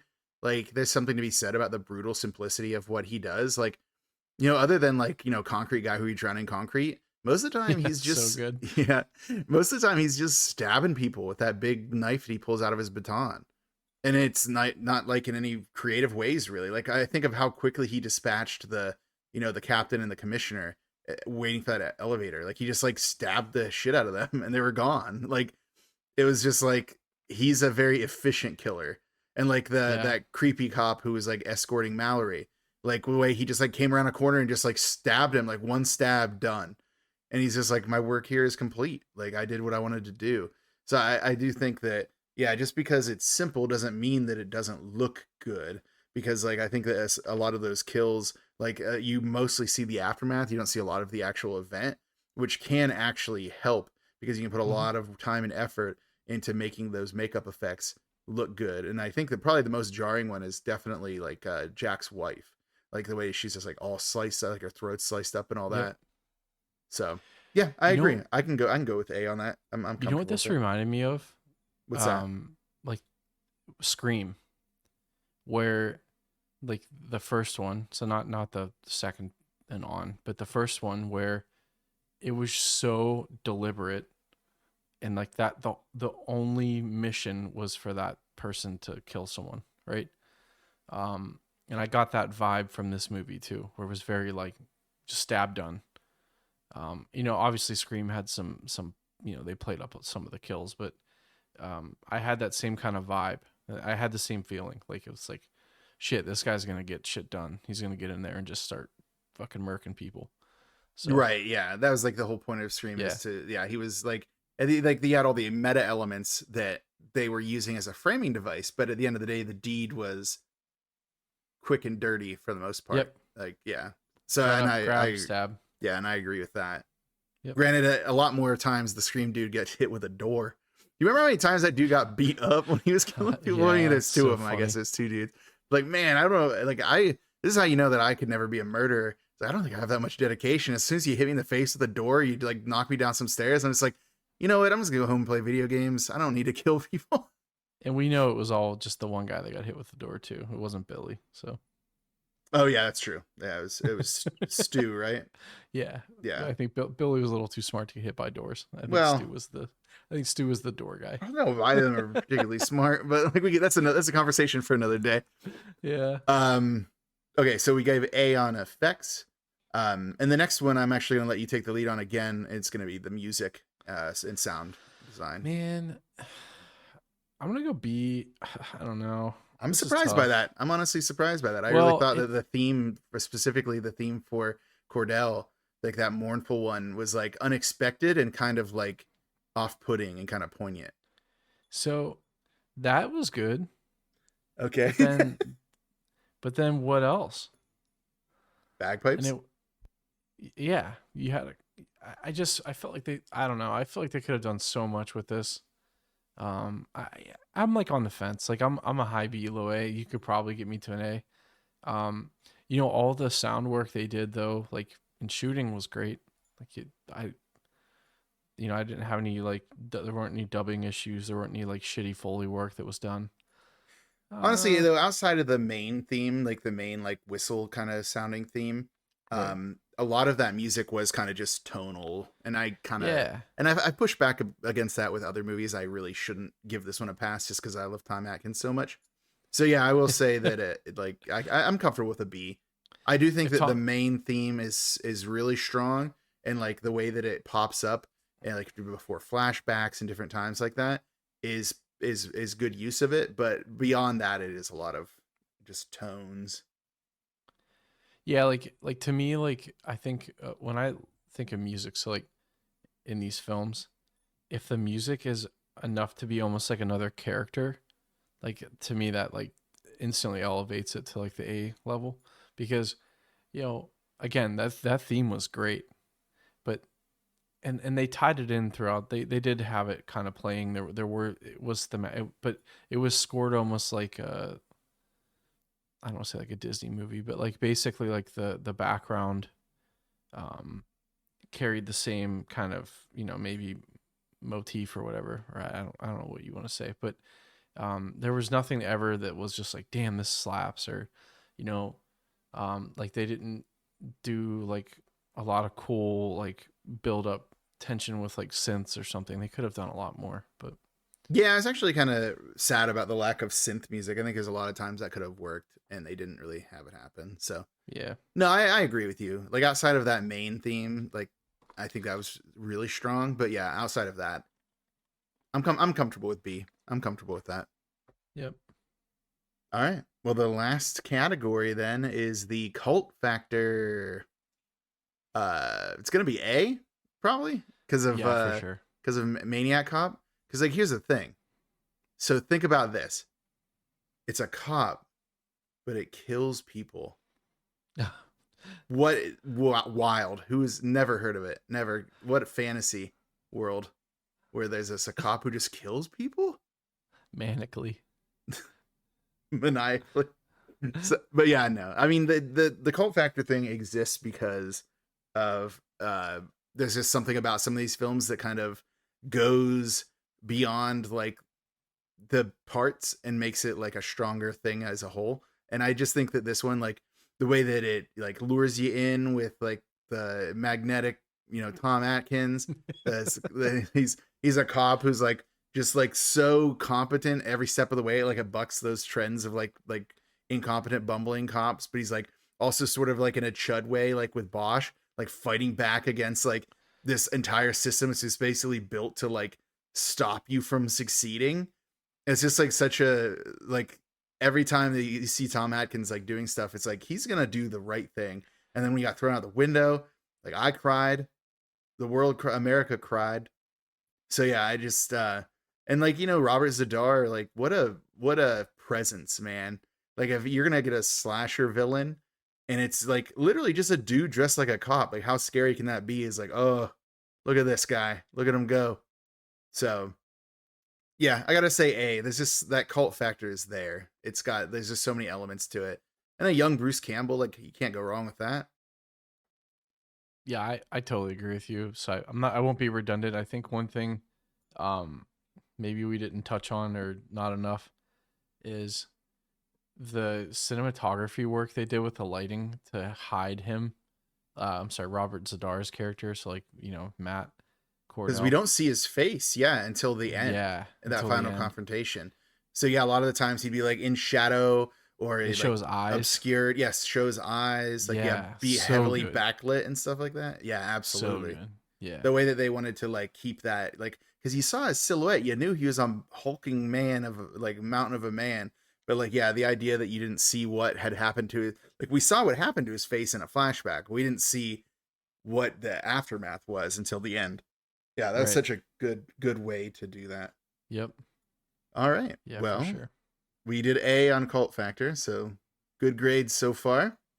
But the last section is our hat on a hat, the extra category that's probably redundant, but like it's here.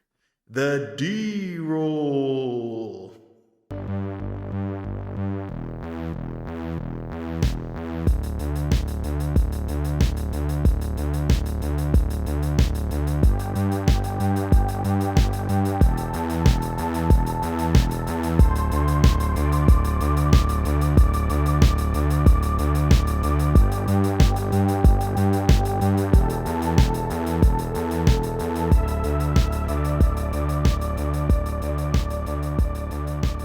So add an effect to that so it's not just my voice. And so the D-roll, the categories are cult classic, B movie, grindhouse, or trash, which hopefully we never do anything that is trash. I mean, I think we'll probably end up doing one that's trash just to have an example of it, but Not right now. I don't know. I'm Yeah, really I don't like enjoying my life right now. I don't really want to bring it down. Yeah. Yeah, let's not go there yet, ever. Um, you want to fire it off, or you want me to go? Cult classic. Yeah, I was gonna say cult classic, and I'm gonna take it a step further. Ooh. I think, so if you're listening to this and you're a horror fan, this is not gonna make sense to you.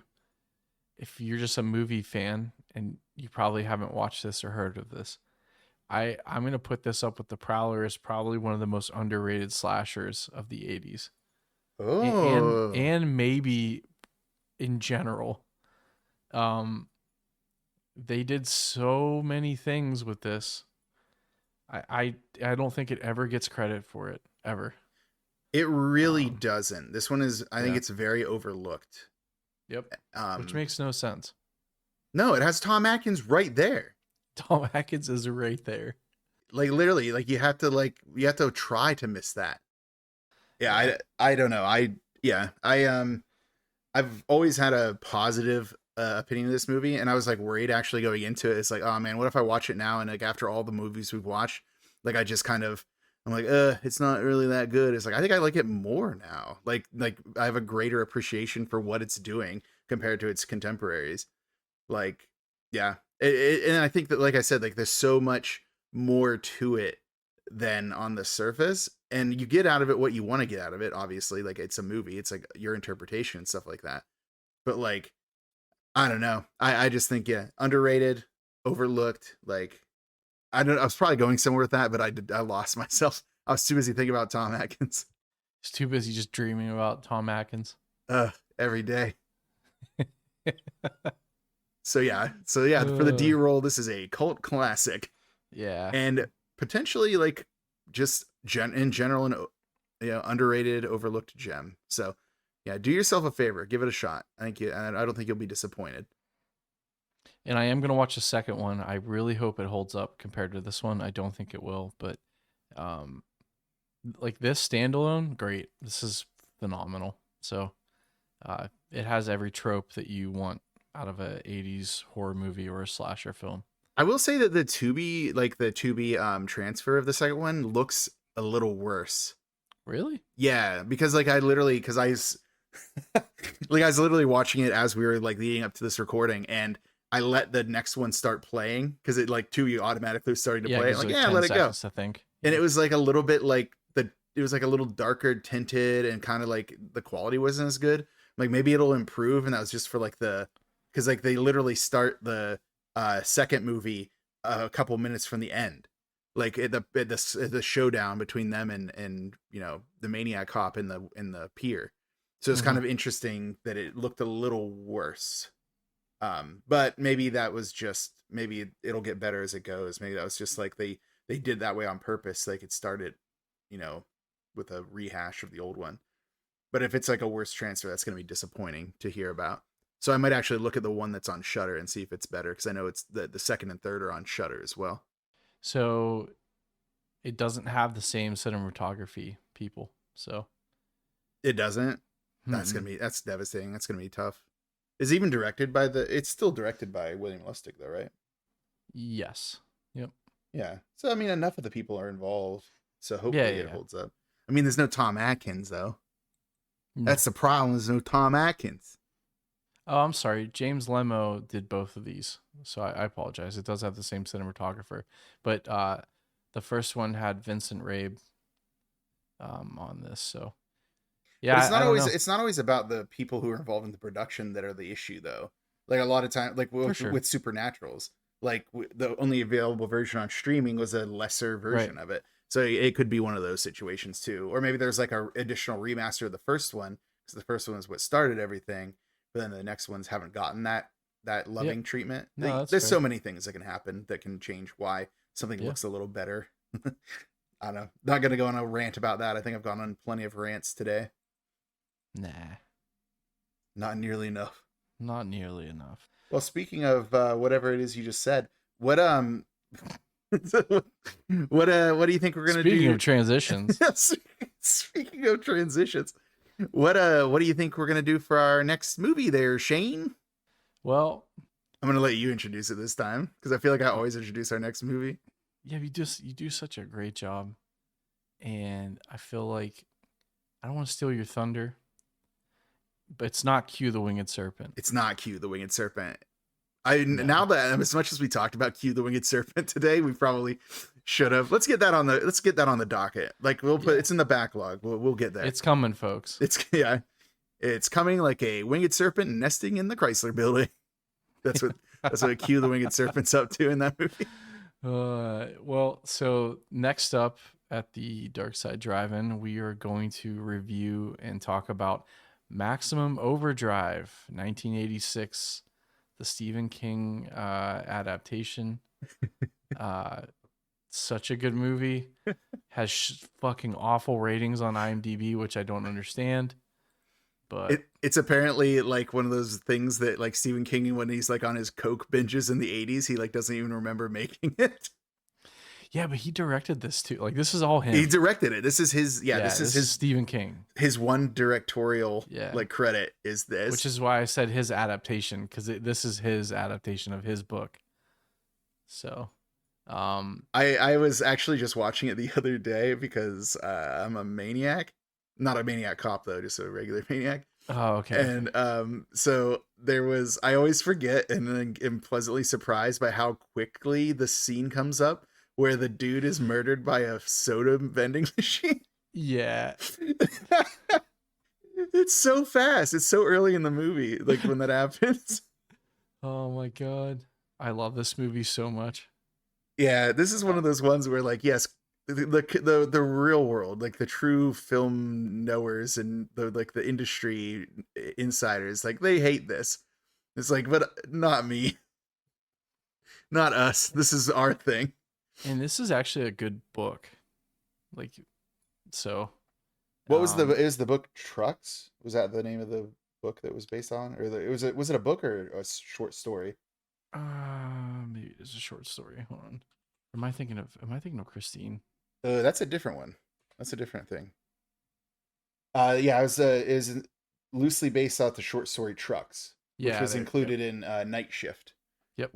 Which, by the way, this isn't a book podcast, but Night Shift is one of those like books that I come back to time and again because Stephen King is a master of the short story form, and Night Shift is like so many of those like are little gems, like 20-page stories that just so good. So those horror anthology shorts that he had released that were like adaptations of his stuff, Nightmares and Dreamscapes. Yeah, I think those are some of the best like horror, like little, like I don't want to say quips, but like little horror things you can watch, like shorts. So yeah, I love that. Yeah, love it. Yeah. So yeah, excited to dive into Maximum Overdrive. Like largely reviled by the proper critics, but it will have its day with us, I assure you. So there we go. Yeah, it's got JC Quinn. I mean, like this is gonna be. I'm excited for this. This is great. And so normally Stefan's the one that has soft spots for movies or series or for me, Stephen King is like my weak spot. So. Oh, I love Stephen King. I've read so many of his books and everything. Yeah, and I honestly I'm so excited to talk about Maximum Overdrive. I have a Maximum Overdrive T-shirt. I'll wear that when we're recording. I mean, no one will know because this is a purely audio medium, but you'll feel it in the passion I have for it. Yeah, that's awesome. All right, Too bad Richard Bachman couldn't get in on this, but I know. Yeah, he's elsewhere though. Yeah. He's a different man. He's an entirely different guy. He's not the same man, Shane. He's not the same man. Hey, you know what I watched the other day? No. I went over to my mom's and she had on Misery. Oh. And it was right at the scene where Kathy Bates breaks his leg or his ankle. And I'm like, oh my God. They don't just make them like they used to, you know what I mean? Not really. No, what that's do you all mean? I could think. That's all I could think of is like, God, like, you get these like Terrifier and these other movies now that are just so full of gore, but that scene turns my stomach watching that happen. So I mean, I don't want to talk bad about Terrifier. I enjoyed it, but yeah, it's I'm not. But it's there's a lot of gore and stuff that sometimes that doesn't even bother you. yeah, it's definitely a different experience. But I agree. Yeah, there's a lot of I think the horror genre is especially I feel like we're having another horror renaissance right now. Over the last couple of years and into now, and there's so many things out there that sometimes it's hard for something that might appeal to you to come to light. And it was actually super funny. So I was looking at one of my Facebook friends had posted a list of like a bunch of the movies that they had watched, like ranking the horror movies they saw this year. And on one of them that was kind of high in their list was this movie called Glorious, which is like a little, like it was like a Shudder, like original movie. And it's about this dude who's like at a rest stop and he's like talking to like an elder god, like voiced by J.K. Simmons, like this like ancient like god who's in the stall next to him. And the entire idea is that, you know, he like they're talking through the glory hole, which is why it's called Glorious. And the idea is like this guy has to make a sacrifice in order to give the god that's played by J.K. Simmons the power to defeat his father, who's going to destroy all reality. And it's just like in this like That's bathroom, amazing. in this bathroom, like rest stop bathroom between two stalls. Yeah. Holy shit. It's such a funny and weird movie. And it's just like one of those things like, how would I have ever found that if I didn't have Shudder? Like, and that's exactly the kind of movie I would like. So like whenever you say like, oh, they don't like, there's not a lot of misery type stuff like that slow burn, like that tense, like person to person horror is like, it's out there. It's harder to find though, because you have to cut through all of the white noise of like all of the things that might not appeal to you, but do appeal to maybe broader audiences. So that was my spiel. I don't know why I just did that entire thing. That seems like kind of condescending. No, I appreciate it. No, it isn't, because like I made the joke. That's why we're here. But that's you know, that is why we're here. We're here to make recommendations and kick ass and chew bubblegum, right? And I'm all out of. I was just watching They Live the last weekend too. What are you doing? How are you in my head? I'm in your house. Oh no! Oh no! Well, I think that's gonna do it for me today. I don't know if you have anything else you want to bring up. Oh, thank you to everybody that downloaded and listened to our Halloween special. We didn't really talk about it. We just kind of dropped it. It was like a shadow drop. Thank you for all the support. The Sam Hine. Samhain. So the Samhain season. The Samhain season. Nah, I know you're just doing this just to mess with me. That's not cool. Yeah, I think that went really well. We had a blast. We can't wait to do it next year. We have some other cool ideas coming up, so we'll keep you posted. Please follow us on X or Twitter, Instagram. I think Facebook's probably going to be where we do the most interaction. So if you're listening to the show, we're on Facebook we're at the Dark Side Drive-In. It's pretty easy to find. Go ahead, follow us, subscribe. I don't know what it is on Facebook, but you know, we're going to do polls. We'll have like discussions. We've had a couple people reach out to us on Facebook too. So, but yeah, I think that's all I had today. Yeah, I think I'm good. I apologize to friends of the show who I am friends with on Facebook that I just like spam blasted out like invites to like our page. So, and I appreciate it if you did, and if you didn't and you're just annoyed by me, sorry. I'll do better. Yeah, at least listen to the show, then get annoyed. So yeah, wait till you listen to us, and then you can understand what being annoyed truly is. Then you can send us hate messages. That's great. I definitely need that for my mental health. That's what I need. Yeah. Well, I've been Shane. And I have been Stefan. Keep it spooky. Spookuma. Chain rattle. Rattle, rattle, rattle, rattle, rattle. Yeah. Broom. All right, I'm done. I'm out. All right, bye. See ya.